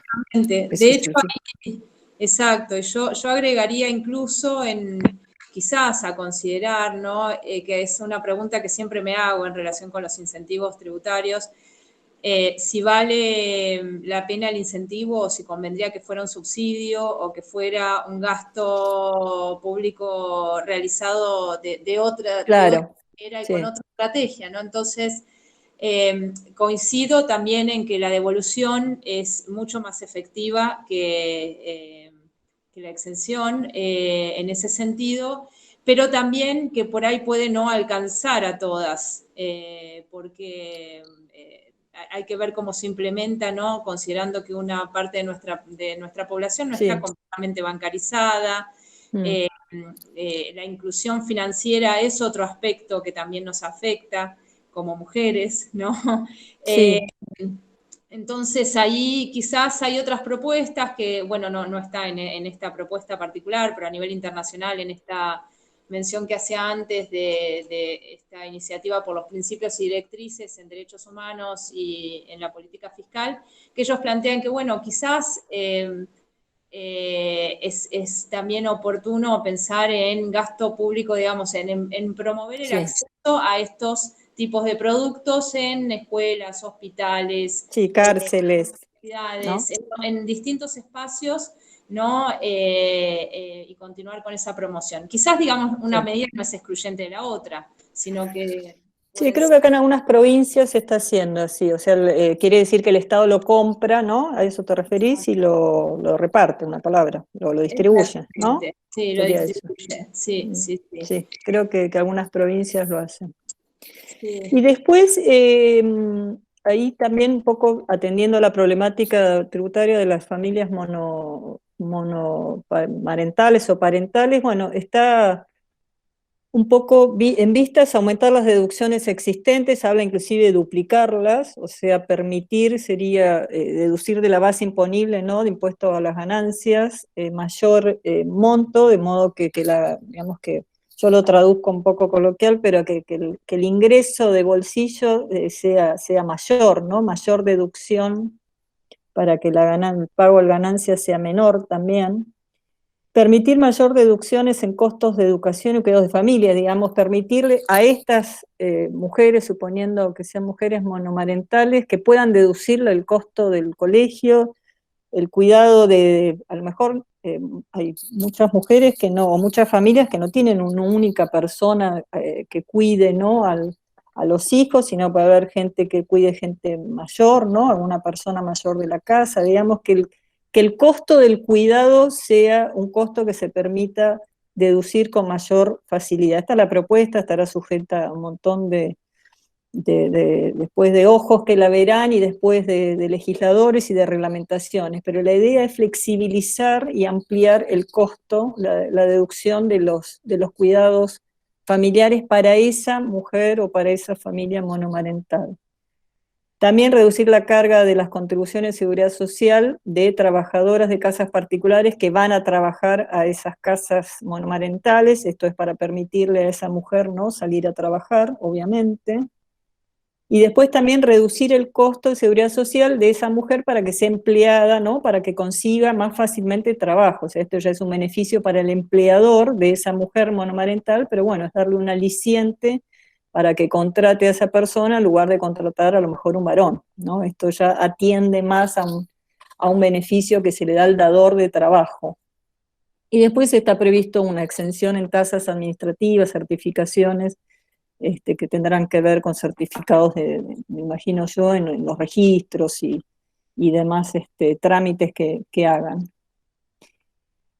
Otras que está ahí dando vuelta es, bueno, permitir la deducción del conviviente. Esto es algo que no sé si quedó exprofeso fuera de la última reforma o de las reformas posteriores en ganancias al Código Civil del 2015 que incorporó, ¿no?, a la figura del conviviente con todo un tratamiento personal y patrimonial, pero la verdad es que todas las deducciones en ganancias están para el cónyuge, sigue siendo una deducción del cónyuge y no del conviviente, y no pareciera haber por lo menos una explicación fundada por escrito de por qué ese tratamiento diferenciado, ¿no? Entonces una de las propuestas es que se asimile, que las deducciones que son para el cónyuge que sean también para el conviviente, ¿no?, que se permita la deducción de los gastos del conviviente.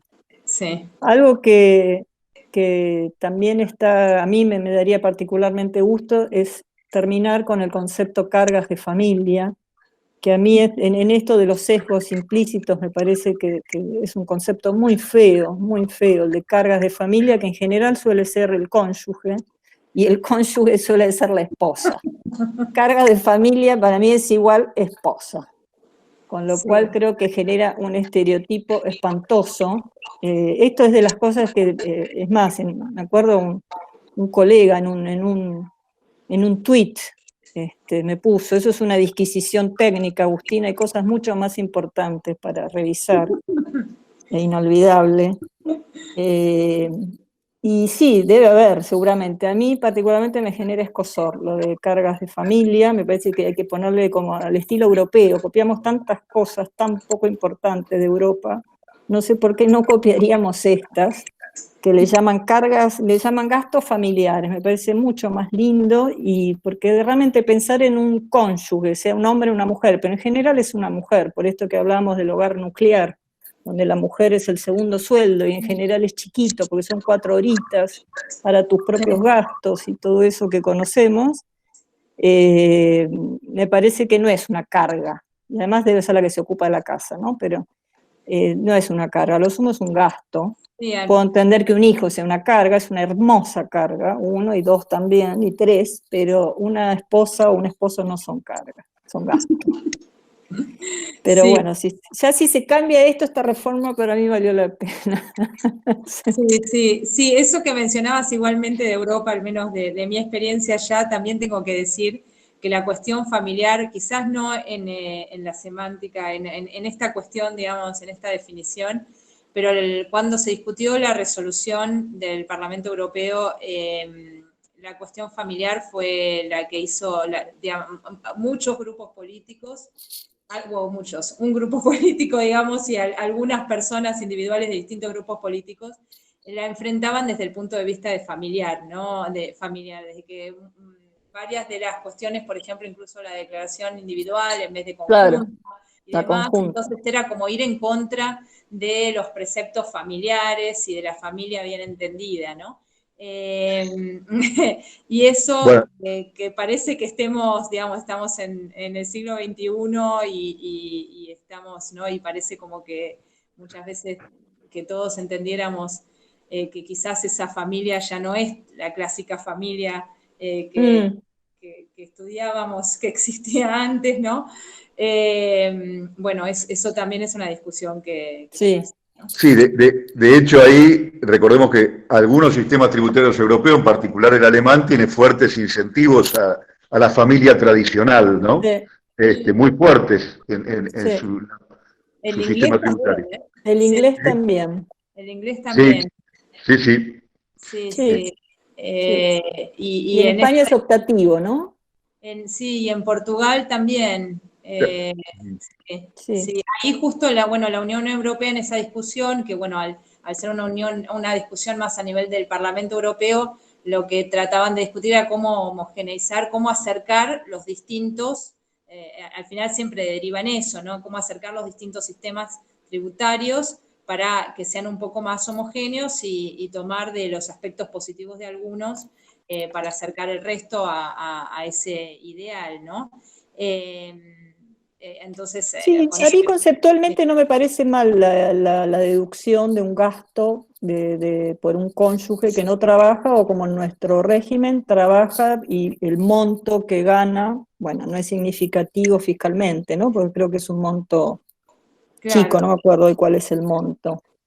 No me gusta a mí no me gusta a mí el término carga, que se le llame una carga, me suena como un lastre, no sé, por ahí soy yo, ¿no? Pero es un lastre, tengo un lastre, por eso me la deduzco.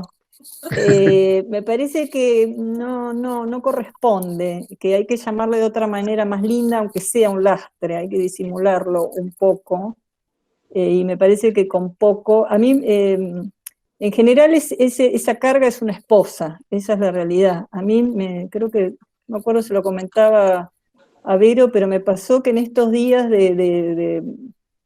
bueno, estaba preparando las cosas para la creación de ganancias, entonces me puse a mirar los formularios que me manda mi empleador, ¿no?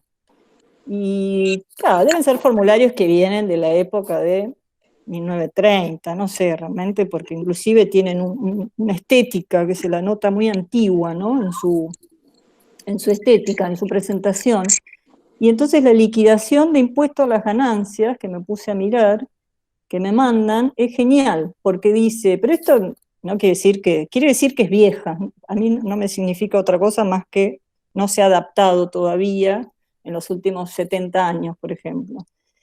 Y dice, nombre del empleado, o sea, no concibe un barra empleada, que hasta ahí lo puedo tolerar, ¿no? Porque, bueno, yo no hablo con la E, habrán notado, no escribo con la E, no manejo el inclusive, lo voy a dejar para otras generaciones, todo eso yo ya no llego a incorporar eso en mi vocabulario.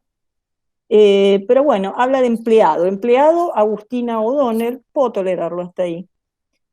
Y viene la parte de deducciones, esposa.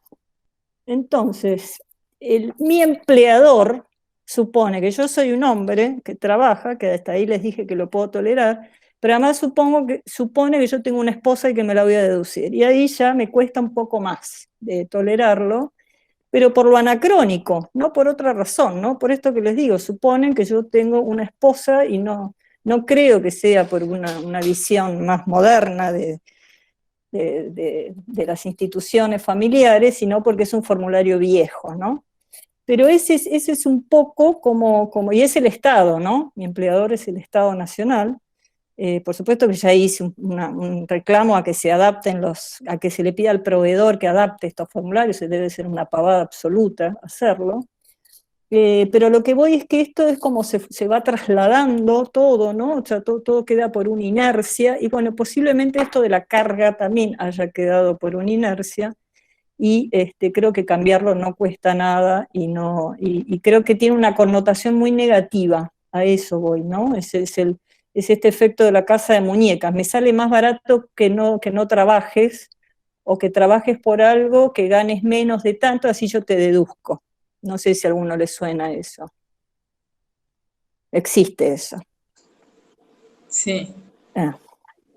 Y después, en otras generaciones, ¿no? Estamos acá, está gente muy joven por ahí, que todo esto no lo conoce y no lo va a conocer probablemente, pero en alguna generación eso existe o todavía existe.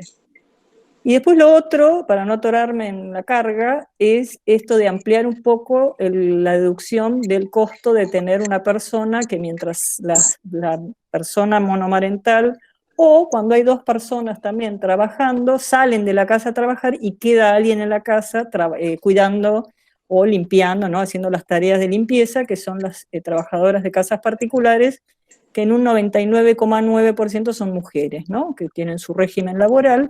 Hoy esa deducción está, como dicen los tributaristas, topeada, tiene un tope. El tope este año creo que son 120.000, el año pasado eran 80.000, que es un tope demasiado bajo porque no alcanza ni siquiera a cubrir lo que es el sueldo mínimo. O sea, el sector tiene un convenio que va marcando, como tantos otros trabajos, cuál es el sueldo mínimo que hay que pagarle, y la deducción está topeada, pero el tope no tiene que ver con el sueldo mínimo que hay que pagarle a este tipo de trabajadoras. Es un tope menor. Sí, o sea, no llega a cubrir el costo del sueldo y de los aportes y contribuciones, ¿no? Entonces eso pareciera que también es el objetivo de esta reforma, es bueno, que sea una deducción un poco más generosa en ese sentido, cosa de que salir a trabajar sea también sea también costeable, ¿no? O sea, que sea deducible de la base imponible y de esa manera también la ganancia o el pago del impuesto tenga un impacto menor en el bolsillo de quien lo esté pagando, ¿no? Bueno, esta es una reforma que vi que también que está ahí dando vueltas, pero no tiene mucho que ver con lo que veníamos viendo en las monomarentales, pero se los digo para tratar de hablar de esto, de cómo a través de la política tributaria se van introduciendo o se va pensando en introducir incentivos dirigidos a las mujeres, ¿no? Esta es una reforma a la ley 27.506, es este régimen de economía y conocimiento que se le están tratando de introducir algunas reformas al régimen que ya existía y que prácticamente no tuvo mucha aplicación. Pero ahí, por ejemplo, hay un beneficio, tiene varios beneficios, ¿no? Pero uno tiene que ver con seguridad social y tiene que ver con un bono, o sea, las contribuciones, es medio complicado el beneficio, pero el pago de las contribuciones se convierten en un bono y con ese bono creo que se pueden pagar otros impuestos. Es un esquema que funciona algo así, perdón si no lo cuento bien. Lo que me interesa destacar es que ese beneficio, sí, que es por nuevos contratos, ¿no? Por nuevas incorporaciones de puestos de trabajo, si esa persona que se incorpora es mujer, el beneficio es mayor. Es un poquito mayor, no es una gran diferencia, pero es una forma de que un empresario, empresaria, frente a contratar un hombre o una mujer, bueno, a lo mejor por tener un mayor beneficio, que a su vez impacta en su propia estructura de negocio, bueno, a lo mejor decide o se inclina por contratar a una mujer, no solamente porque es buena, capacitada, tiene un máster, es buena en lo que hace y cumple con todos los requisitos, sino porque además tiene un mejor beneficio desde el punto de vista tributario para él mismo, ¿no? O sea, para su propia estructura. Eso también es interesante, como de a poco se van introduciendo en las diferentes leyes este tipo que son medidas de política tributaria con perspectiva de género. La verdad es eso. Yendo a la pregunta inicial, ¿no? Que a veces a mí, me acuerdo al principio me dejaban un poco como, cuando a veces me notaba, decía, ¿pero qué tiene que ver, Agustina, género y tributos?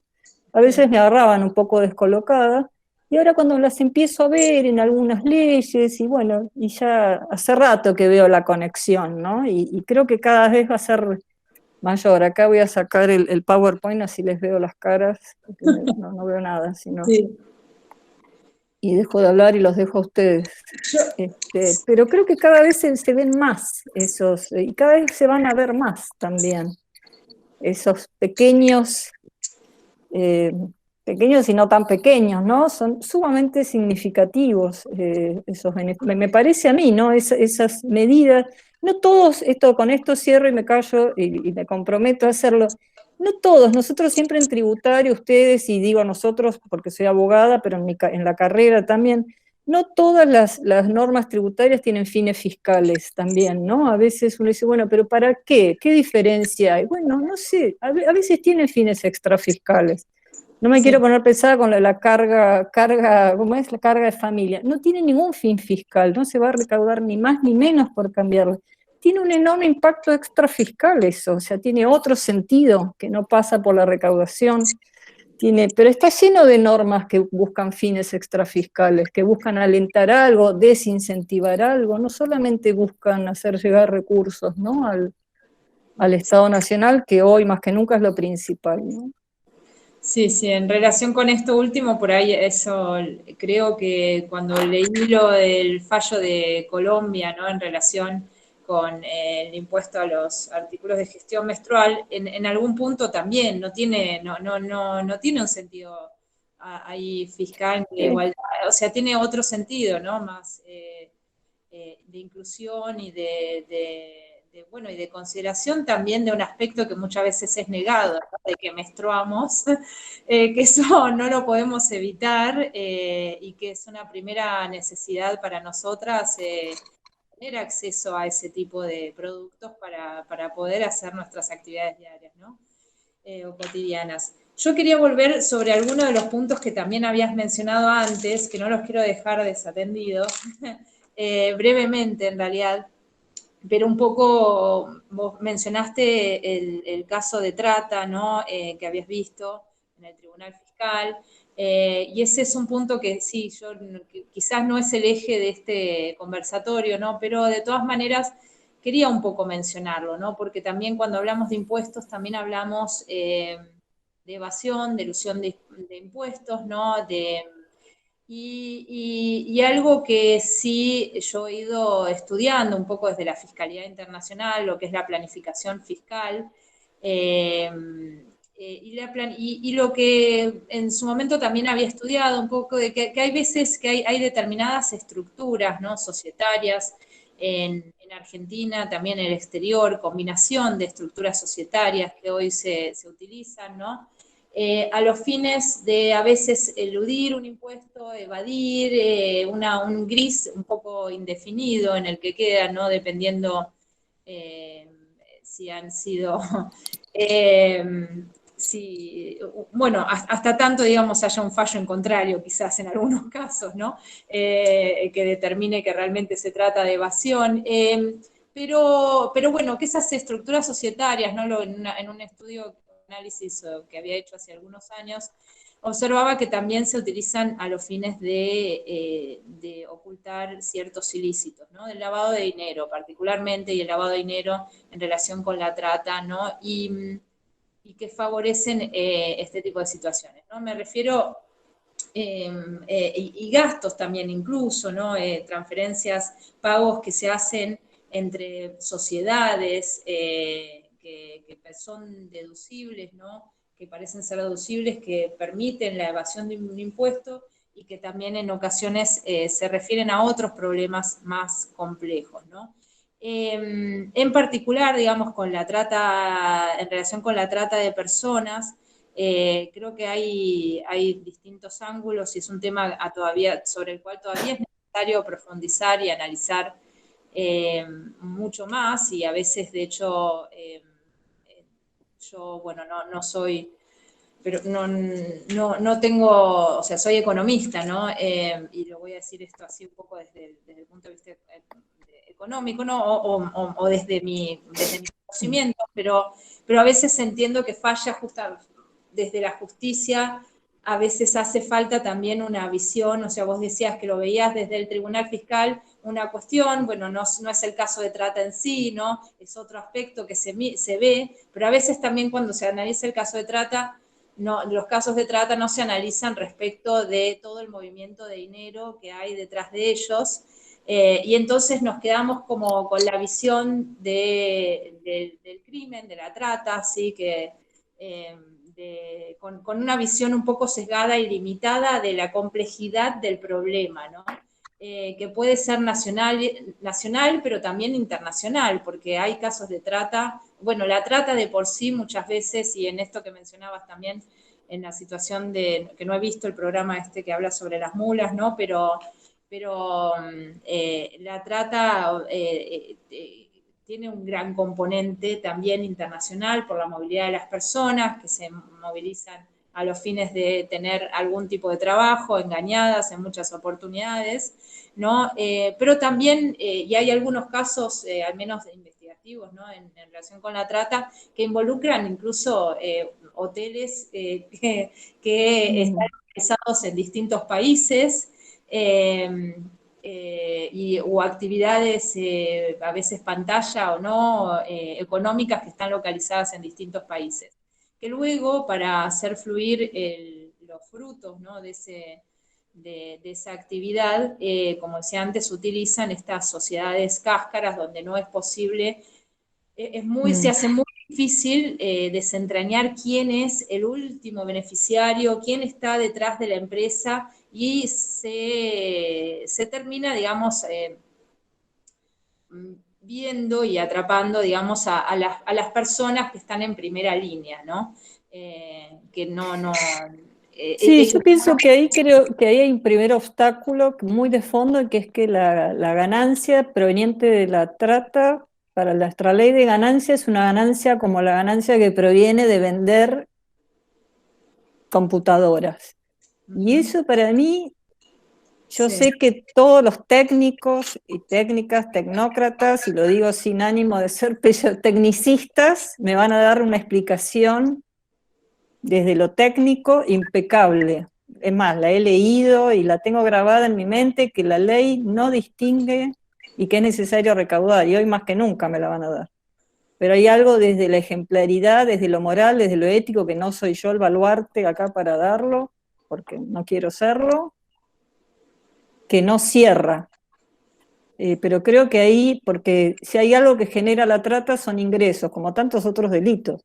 Yo en este expediente la vi, porque de hecho era un expediente de la FIP, porque era, se pagaba creo que se llama copa, se pagaba un ingreso único que te incluía algo más que una bebida Sí. espirituosa, o sea, un servicio adicional a una bebida, y eso aparentemente entraba al banco y no pagaban impuestos. Era un caso más para el tribunal fiscal, pero la diferencia es que ese ingreso no provenía de una venta en negro, sino de un servicio prestado por mujeres, que aparte era, el delito era tremendo, porque era reducción a esclavitud de mujeres en estado de vulnerabilidad, no sé, una cosa espantosa, que yo me enteré ahí que el Código Penal tenía un delito así, debo reconocer mi ignorancia, pero en las actuaciones administrativas, digamos, en todo lo que fue el proceso, desde el día 1, desde que el inspector tocó el timbre, hasta que la sentencia salió del Tribunal Fiscal, no se habló de ese tema a nivel fiscal, no se habló. O sea, yo dejé puesto en la sentencia que ahí había un tema de trata, pero tampoco la traté, el tema de la trata, y creo que en el fondo el problema es que esa no es una ganancia ilícita, desde el punto de vista filosófico, ¿no? No sé, Alejandro, vos que por ahí nos hemos ido muy de tema, pero a lo mejor habría que elegir algunas ganancias que dejen de ser ganancias lícitas, ¿no?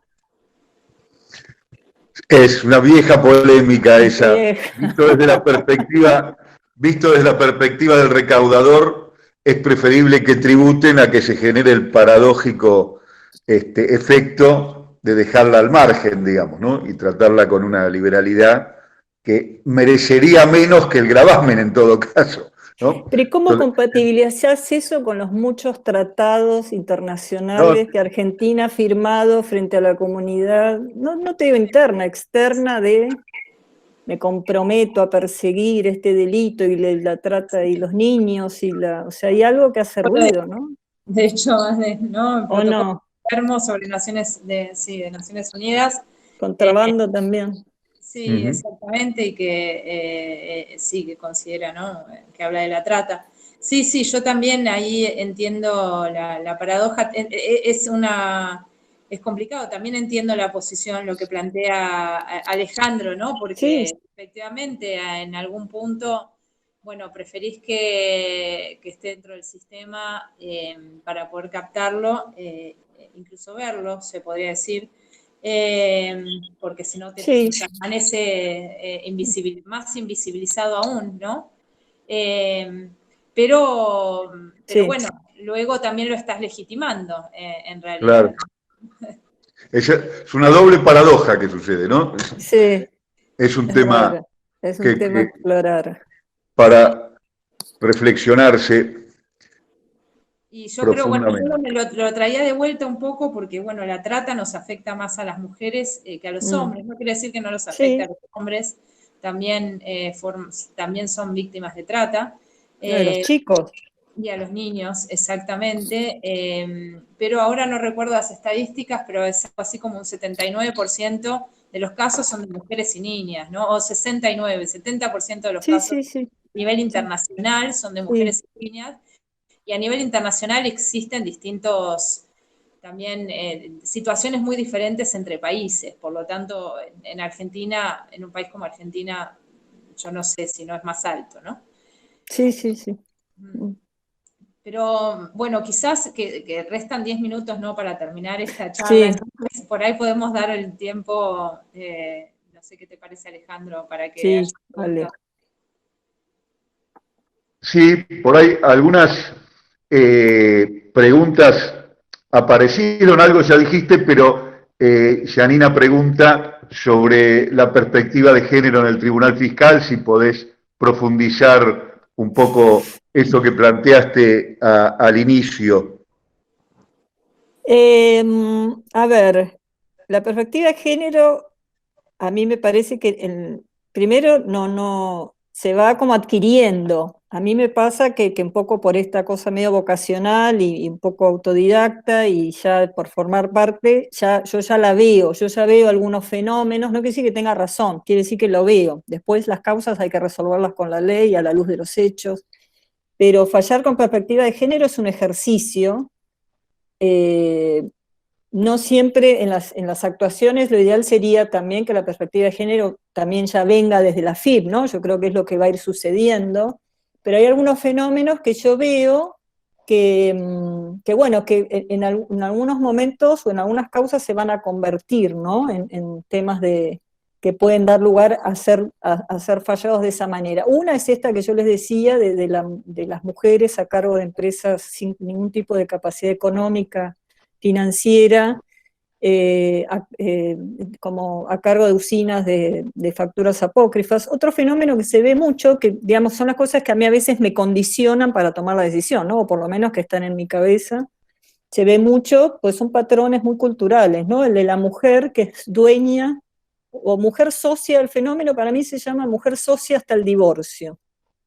Es decir, la mujer que es socia hablo mucho de la empresa familiar argentina en general, y no hablo cosas históricas, yo también lo veía en la profesión, estos fenómenos, mujer que es dueña hasta que digamos, en la partición de divorcio ella dice que todo ha sido de Carlitos Escaciota y ella nunca fue dueña de nada, ¿no? La dueña de los bienes mientras duró el amor, y después queda en la calle, pero resulta que fue la presidenta, con lo cual es la responsable solidaria. Hay muchos Es casos, ella. por ejemplo, de mujeres responsables solidarias, y las pruebas que traen es que en el divorcio él le dijo que era todo de él, ¿no? Bueno, esto se ve mucho en fenómenos, por ejemplo, de concubinatos. En Latinoamérica se da mucho el fenómeno de concubinato como algo muy cultural, y sobre todo en las clases más humildes también, ¿no? La gente no se casa no porque no tiene onda, sino porque es una forma también de mantener los patrimonios separados. Y en los concubinatos, si hay algo que distingue el concubinato, convivencia, concubinato es un término medio antiguo, es que no hay, después en el divorcio, los patrimonios, uno va para cada lado, y en general el hombre queda con el 100% y la mujer que se dedicó, ¿no? a la casa y a los hijos y a todo lo demás queda con el 0 o casi nada de lo que... Estas son cosas que se ven también en los expedientes, ¿no? Exactamente. Entonces se ve mucho esas cosas. También, ojo, no solamente la mujer, se ve muchos hijos responsables, solidarios, de empresas. Ahora, por ejemplo, otra vez veía un caso realmente muy interesante, que a veces la perspectiva de género no es solamente la mujer, ¿no? Sino que tiene que ver un empresario allá, una provincia del norte, muy al norte, y un montón, esto lo veo en las actuaciones administrativas, acá el mérito es de la FIP, quiero decirlo, digamos, el mérito es del trabajo de campo, ¿no? No es que yo soy muy perspicaz, es leer actuaciones administrativas esto, y entonces un montón de sociedades, y en esas, ¿quiénes son los socios? Son SRL, ¿no? Son la esposa y el hijo, la cuñada, todas sociedades familiares donde esta persona nunca aparece, el pater familia, claramente, debe ser el hacedor del negocio también, vamos a ser claros.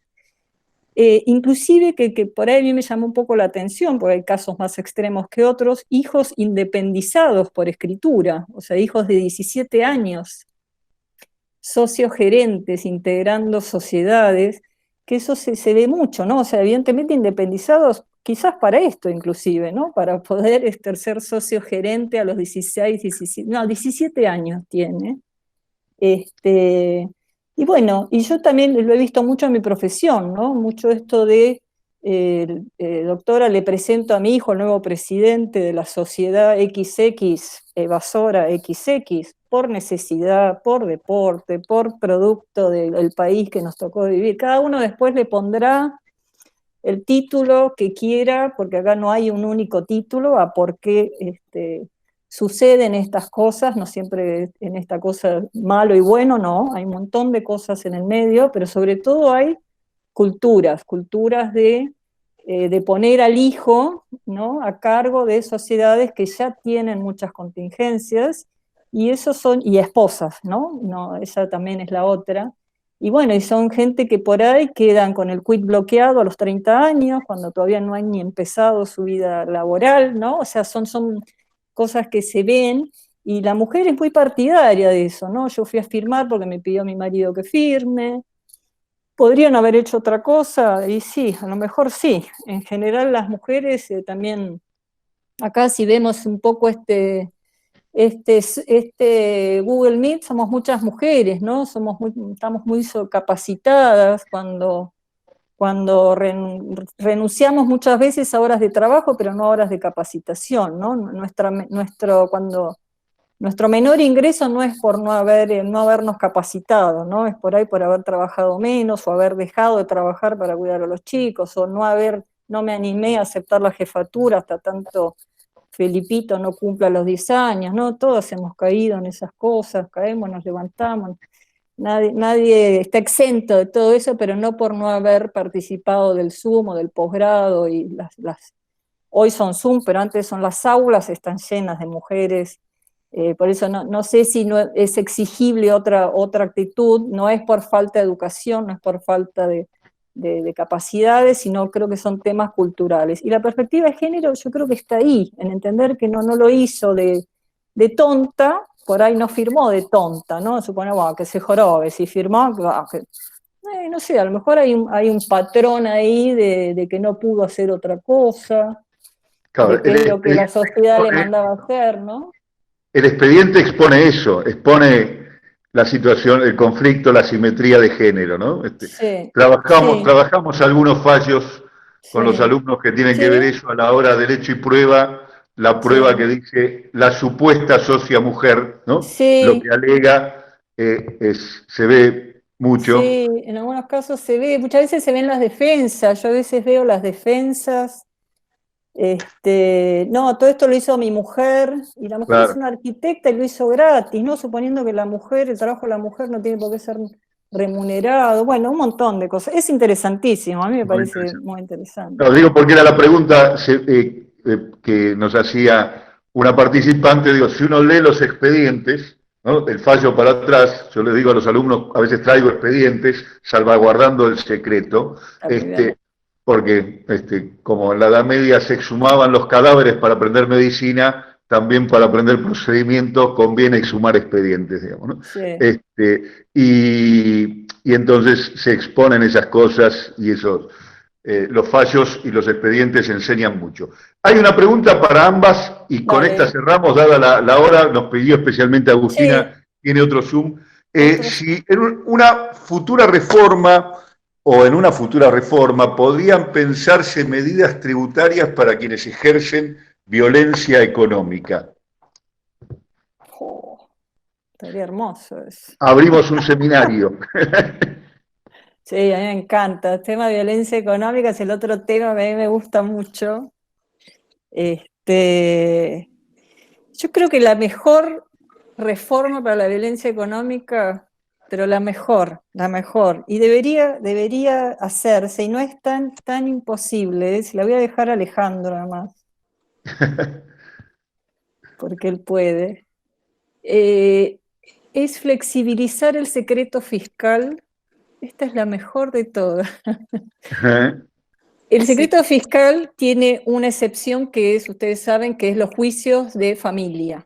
Y entonces, la realidad es que en un juicio de divorcio, o en un juicio donde se discuta un hombre o una mujer, una cuestión, suponiendo que en un divorcio, ¿no? Suponiendo que sea este típico caso, ella no trabajó, él sí, ella queda sin nada, él queda con todo, hagámosla bien dramática y bien típica también. En general, ella pide a la AFIP: decime qué tiene mi marido con el que me estoy peleando, ¿no? Así yo puedo cobrar la mitad, o sea, puedo tener la mitad por esta distribución ganancial que tiene nuestro régimen civil. Pero en general, ¿qué ocurre? Ese marido durante su vida fue haciendo diferentes sociedades en el camino, y no estoy hablando de un gran empresario, estoy hablando de alguien bien asesorado. Tampoco tiene que ir al mejor estudio de plaza, tiene que ir a una cosa promedio. Promedio, y hasta un amigo en el hoyo 10 de golf, hoyo 9, no sé cuál es, en algún hoyo. Y entonces va haciendo algunas sociedades, ya con un patrimonio relativamente lindo, Sí. Y va acomodando, por no decirlo de otra forma, va haciendo alguna estrategia, que no está mal, no es ilegal, no he dicho nada ilegal hasta ahora.